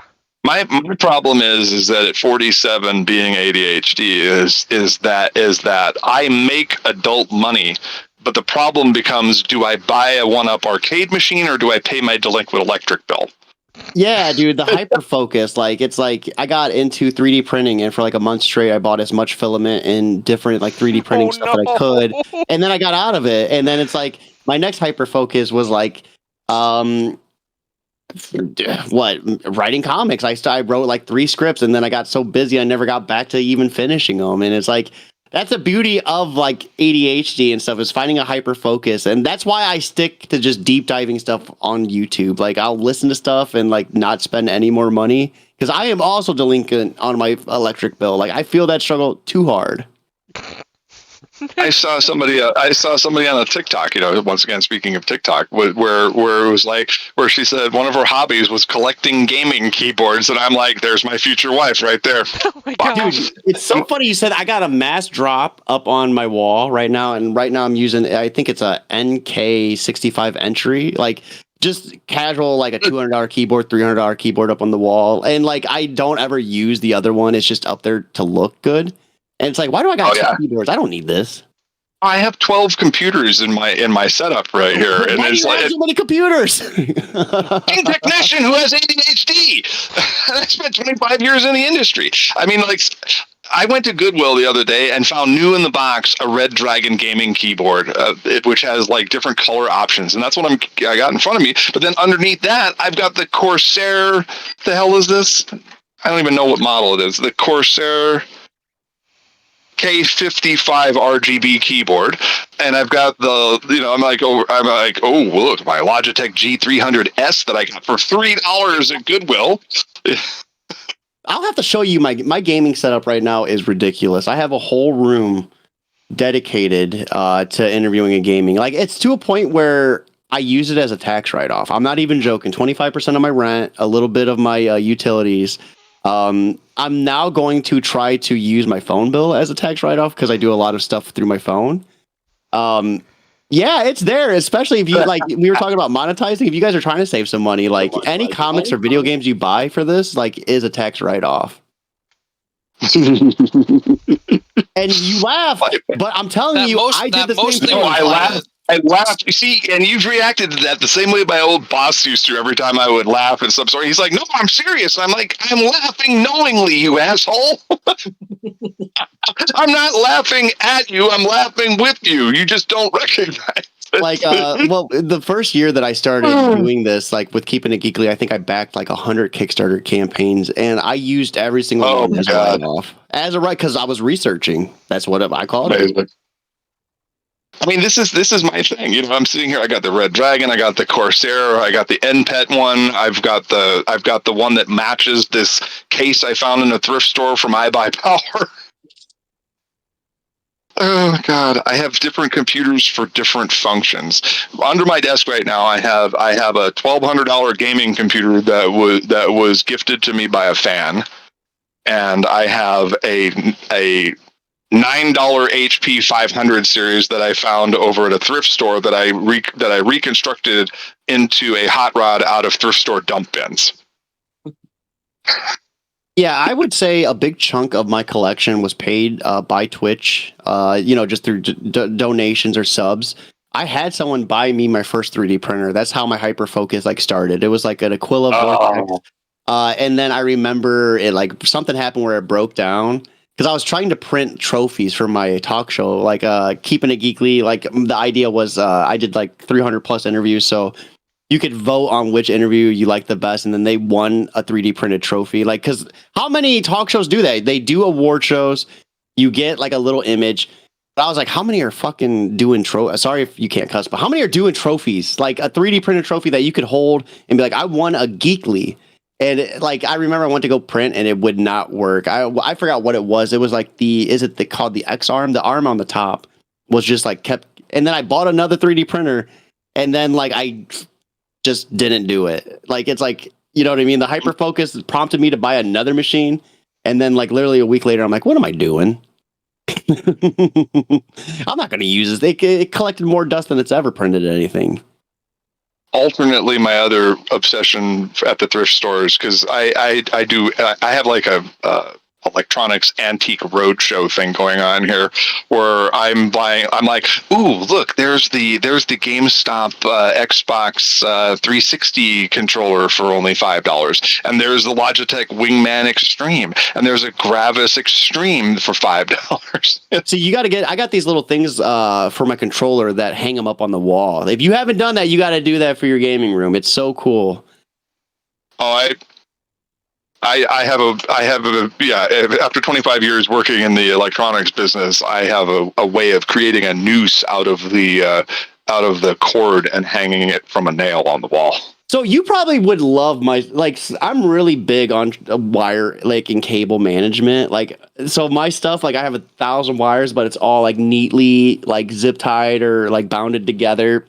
I got this RGB wall. I call it the RGB wall. It's I have 20 or 30 nano leaves, and they're all voice activated, so they'll flash different colors when you talk.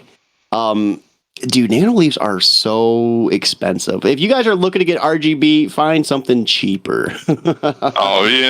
See, and now this is where we part ways, because I'm sitting next to a Samsung SyncMaster 2213T that is held together with painter's tape. so the whole cable management thing is just if I can put it together with zip ties and a little bit of duct tape, I'm good.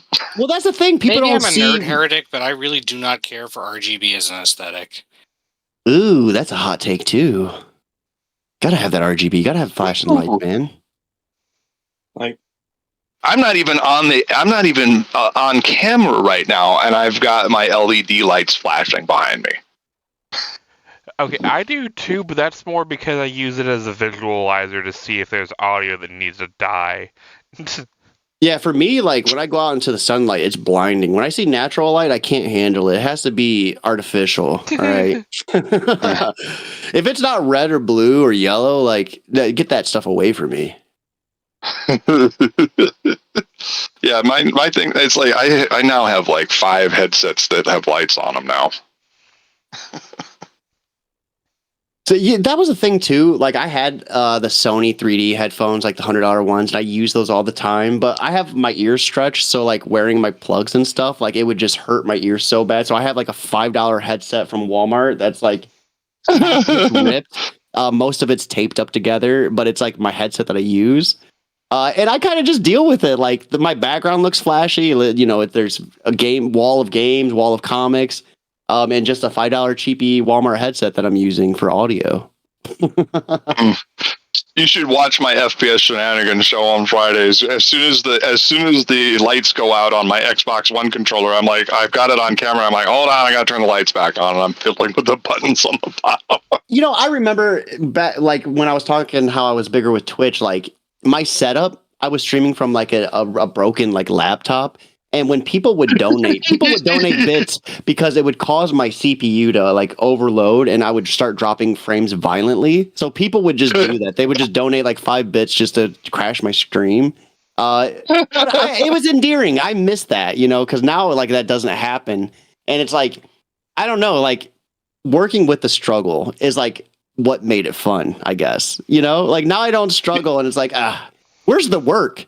It's me doing an entire episode of Void Bastards where it's just my voice on a still frame. It's when they tell you when you become rich. It's such an absurd thing to hear. You have more money than you could do with, and it's boring. Regular people are what do you mean? I would love to not have to worry about my bills. But it's when you stop struggling, I guess. The struggle is what makes life, isn't it? It's what makes you appreciate it. What you appreciate your peaks because you have went through your valleys, and it's yes. I don't know. I don't want to go back to there's no empathy without struggle. Yes, I don't ever want to go back to those days, but I'd be lying if I said I would not miss them. Because that's what brought me here. That's an amazing point. Deep on the stream, Yeah. We are running kind of long, so I'm going to redirect back to Adam here because I do want to actually cover our news section, but I did not want to derail any of this amazing content. So, Adam, let's redirect for our summation here. Yeah. Well, yeah, we should probably wrap this up at this point, given the time it is already. So I will. Yeah. So Easter. Yeah. So I will ask, what are you covering?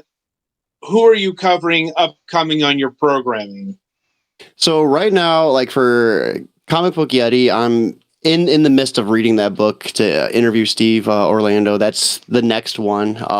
Interview wise, I have a crap load of news to type out. As far as keeping it geekly, we're in works with the writer of Blue Beetle to get him on the show to talk about the new Blue Beetle book that's just dropped. Ooh. I have let me just pull up my thing. I have a couple indie creators that are going to be coming on as well.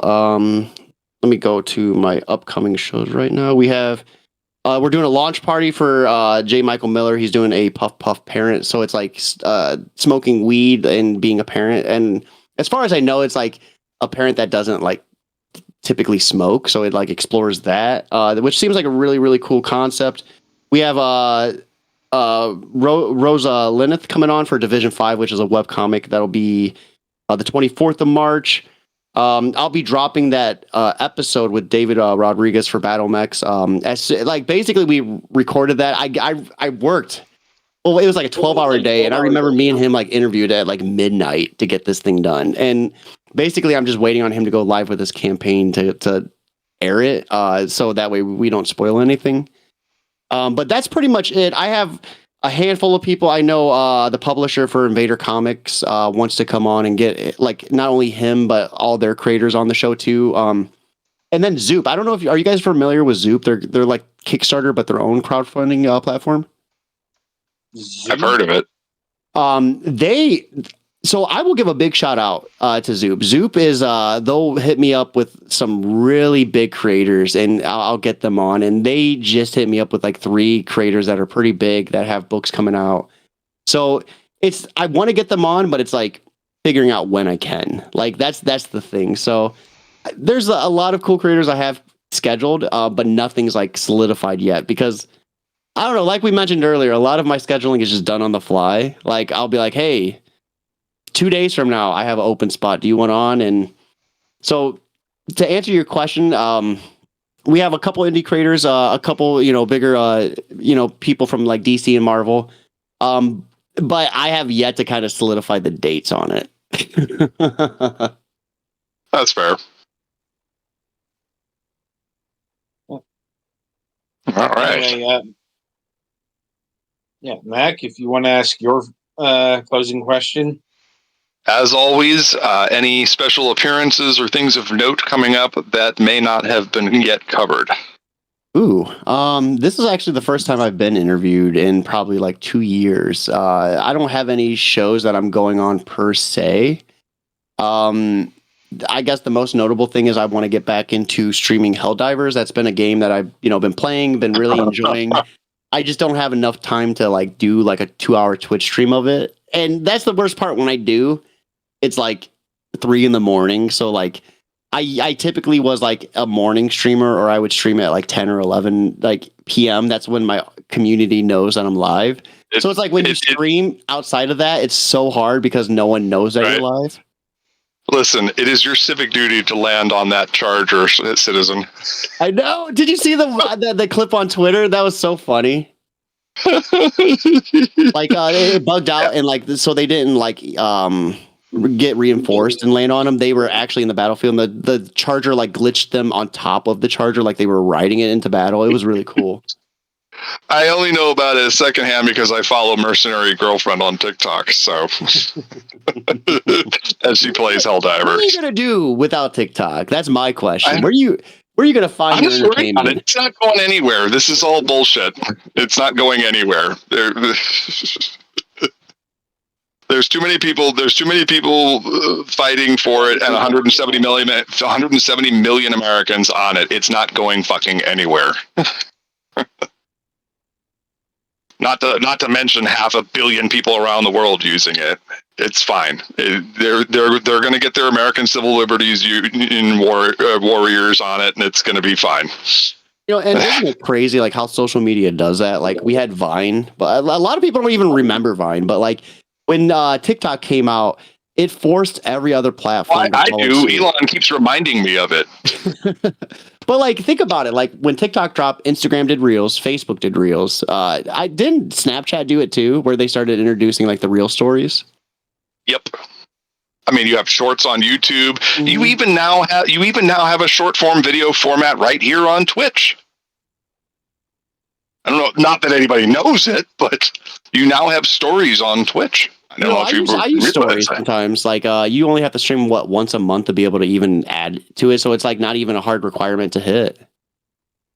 I really need to start using it to advertise the show. That's what I need to do to remind people that we're going live, because apparently 80% of people on this platform turn off go live notifications. Oh yeah, and that's a thing. Because it just floods your inbox, right? And it's like, I don't know. It's like I have a little pop up on my browser because I'm an asshole and use Edge. Yeah. Oh God. It has been an absolute pleasure talking to you, Cody. I gotta say, this was fun. When you guys said it was going to be like a 2-hour show, I was like, "Whew!" I'm a little tired already. It's 11. Let's get some coffee. But this time went by fast. Mm-hmm. Mm-hmm. We've gotten good at that over the years, wouldn't you say, Adam? Certainly. Yep. Yeah, it used to be a funeral dirge just to get 35 minutes out of the podcast, but now we're like, we've hit our stride. Granted, that depends on the guest. That very much depends on the guest. Oh. So we make it topsy-turvy and we interview them for 20 minutes and then to go off on social media for an hour and a half on in the entertainment segment. You know, one way or the other, we're getting the content in there, and the time's going to fly by. Yeah. Anyway, again, huge pleasure. Thank you for being on the show, and everybody, make sure that you check out. Make sure I got all the paperwork right here. Where the hell is my tab? ADHD tabs here. Make sure to check out Comic Book Yeti, and of course, what was your show's name again? I heard it like 48 times and didn't memorize. Keeping it geekly, yes. Your username on Twitch. God damn it. It's okay. I'm all right. I'm fine, everybody. Everything's fine. He's not actually fine. Send right. help. I like what you did, because saying something 3 times embeds it into people's heads. So you gave me the option to do that. Now everyone watching won't be able to stop saying keeping it geekly, and that's good. Keep it geekly, baby. We got you. Outstanding. All right, you are free to join us for the remaining 10 or 15 minutes or so that we're going to be spending talking about entertainment, but we are going to talk about entertainment because there's a lot going on. So stay tuned for that. And like I said, if I understand if you've got to dip out, but we are doing that. So thank you for being on the show. Right. So I guess that's as good a segue as we're going to get here. Yeah. Let me see. Considering we've already covered the TikTok ban, I think that yeah, we don't have a lot of time for that. I do want to say something to you, Kevin, and I spent, let's just relax. I spent about a half hour before the show screaming at the mirror to get it out of my system, because that's the invasive thoughts talking.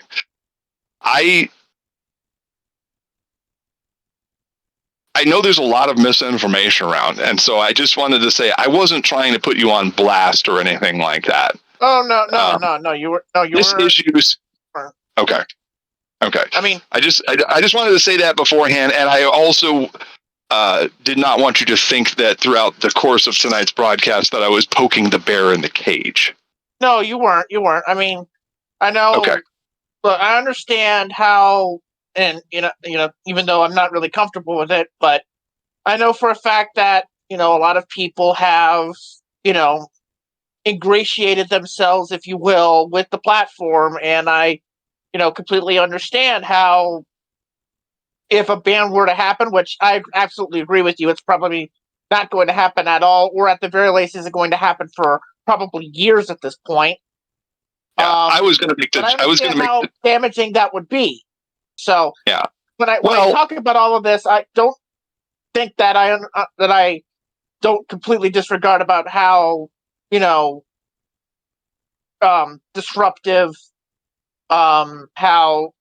in many different facets a ban would be. So I hope that when I talk about this, my feelings about this, it comes from doesn't come from any place of ill. It's just my feelings on it. But it is as someone who is not looking to be on TikTok, who isn't ingratiated as TikTok as you and a lot of other people. So I'm just I just want to point that out there. In general, it's a better platform for creatives. Right. As far as getting news, to be honest with you, all of the platforms are a threat to national security if we really want to get down to the brass tacks. And let me also note this. I absolutely agree with you on that front as well. So it's not simply a case of... I mean, it's not simply a case of me coming out here saying... It's not me coming from a place of saying, oh, everybody else is absolutely good and great and you know, safe and everything else, while TikTok is a bad wolf over here. It's like, no.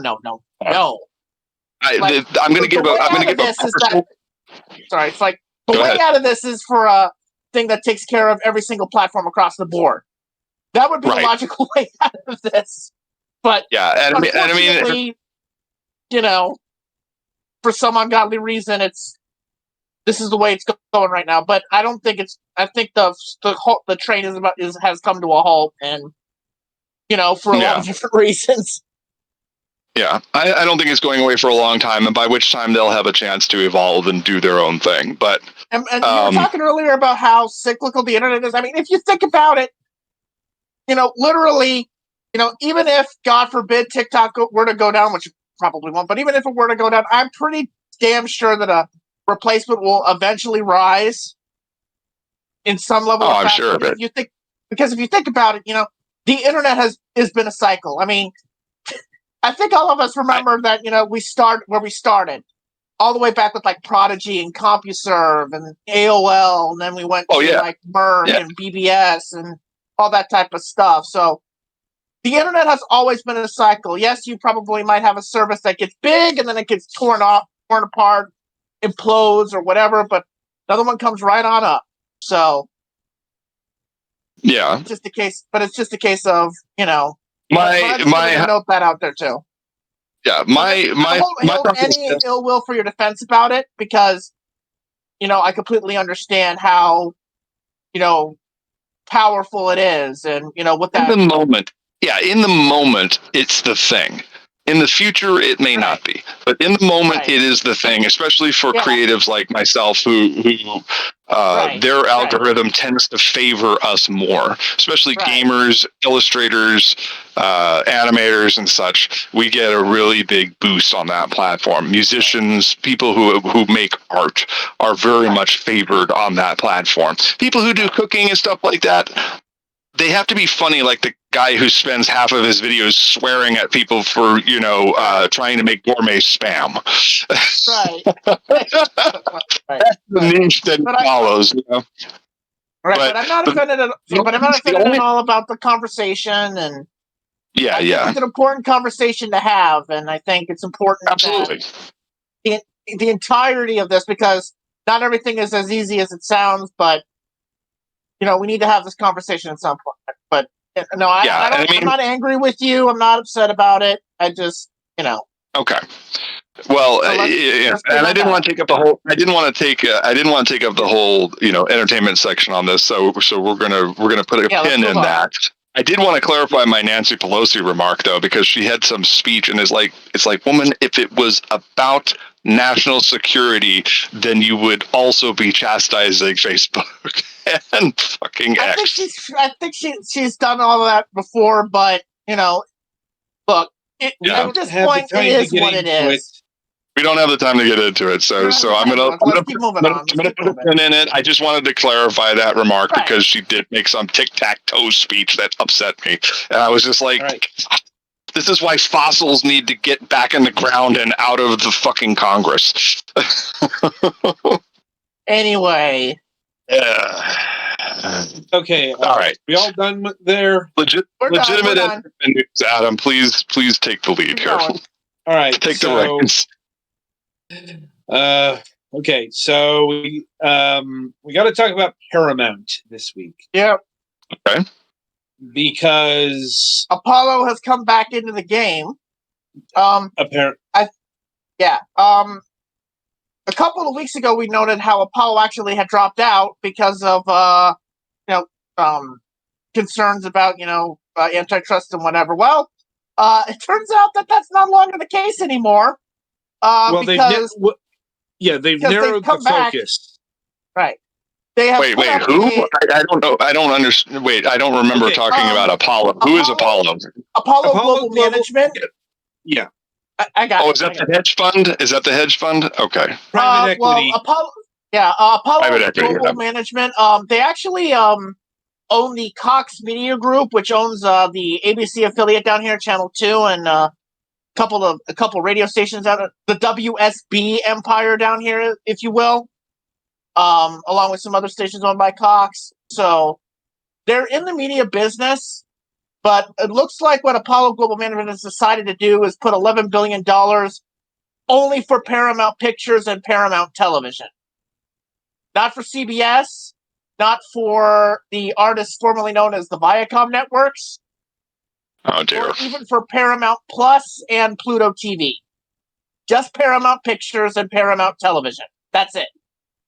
For $11 billion. And I should point out this. The overall market value for the company, excluding debt, is $8.5 billion. Yeah. So it also bears mentioning that the other major bidder at this stage, Skydance, has also made a bid only for Paramount Pictures. Right. Yeah, right now it seems like the buzzards are narrowing in on Paramount itself being the desired jewel, if you will.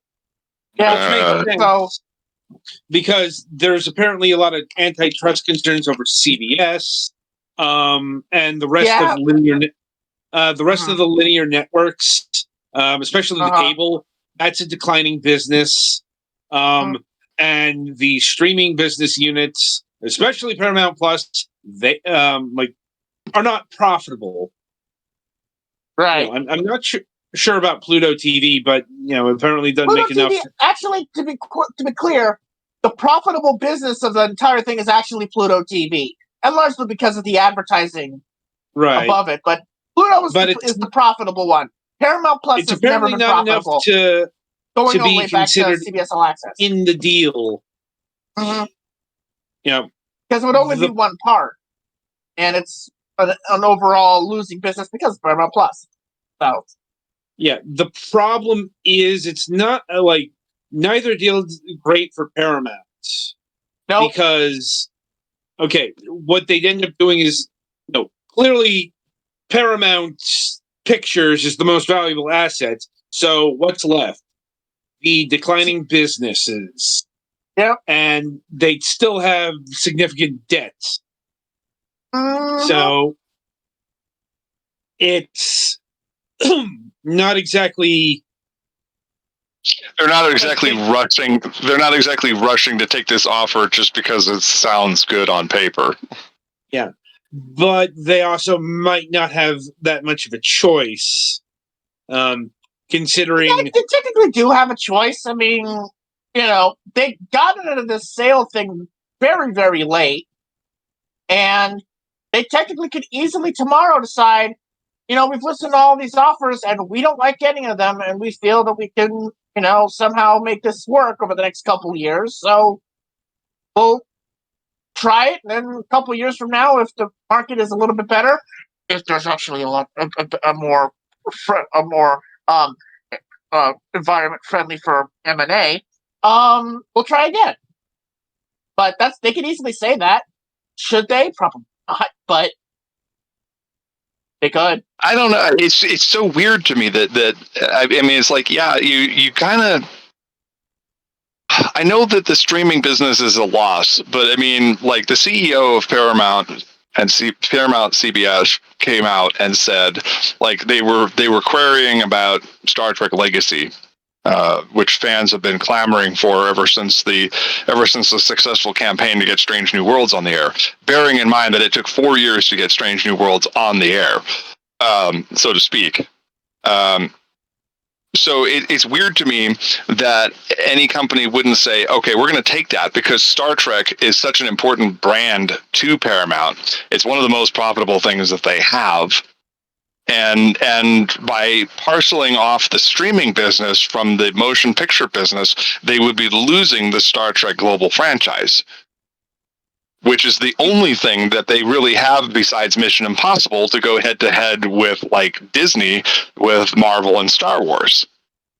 Like I said, it's not a great deal. Right. So it's strange to me. I'm not making any kind of like value judgments on this. I'm simply saying it's a thing. Why would you leave Star Trek on the table?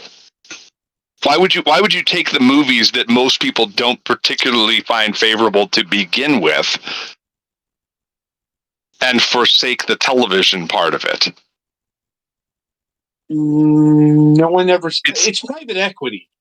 They're not exactly in the creative field, let's say. Like, no, they're in the business of money. They're in the business of getting the money out of businesses and taking it for themselves. Right, but Skydance is private equity. No, Skydance isn't private equity. That's they're more creative, but at the same time, the mindset is private equity at its core, but they're a little bit better at handling it because they're a little bit more creative. I don't know if they're really Discovery. You know, and I'm not talking about the Star Trek show. No, but they're not Discovery networks. You know, they're not. I mean, they're not Zaslav. No, they're not. They're not. You know, taking. I mean, recognize them. So. I mean, Skydance partnered with all of the J.J. Abrams Star Trek films. Yeah. So it's just strange to me. It's a little strange, and I'm kind of focused on it right now, you know, because like I said in this interview, I forget the name of their CEO, but he was talking about legacy, and he said, look, it is, yeah. Paramount CEO is Bob Backish. Yeah, their chief creative officer, I guess, then was the one they were talking to, and they. Maybe they have a I don't know. Anyway, they were talking about Star Trek Legacy, and they said don't despair. It's not necessarily that we're not doing it; it's that we're trying to make releases of new Star Trek related media, which is quite possible. They actually said in the interview that Star Trek is the most important brand on their slate right now, and that cultivating it properly and releasing things when it is not only in a timely fashion, but when it is timely to do so is the key here. Because initially, after Star Trek Discovery, there was a big blast of Star Trek shows coming out there, Star Trek related media, and things got a little weird for a minute. So now they're being a little more conservative about their releases. So that's why I brought that up. So it's just, again, it seems weird to me that this thing that is the most important thing is getting parceled off somewhere else, and we would have the whole Viacom/CBS situation again. Anyway, back to the topic at hand. I mean, that's pretty much it as it stands right now. Should we wrap it up for the week right here, then? Yeah, I think it's a good idea. Yeah, it's a quarter to 2. That's a quarter to 2. Yeah. Yeah. All right, well, I think that pretty much sums it up. So let's see. What do we got next week on the program? Next week is March 27th. We have March 27th. It says we have Vera Wild of Council of Geeks on the program. And Adam, did you want to say anything beyond the blurb that's here that might shed some light on what we'll be having in store for our viewers? Like, it's going to be an interesting one because we're getting she does YouTube videos on, well, a whole range of stuff in the geek culture sphere. Right now doing a lot of Doctor Who stuff because, well, Doctor Who's return is imminent. Yeah. But she also looks at a lot of trans and gender fluid issues. Oh, She's gender fluid. Also a burlesque dancer. So I have an interesting question about that. I'm assuming that you read this person's pronouns. So is it appropriate to refer to them as she, or are they them?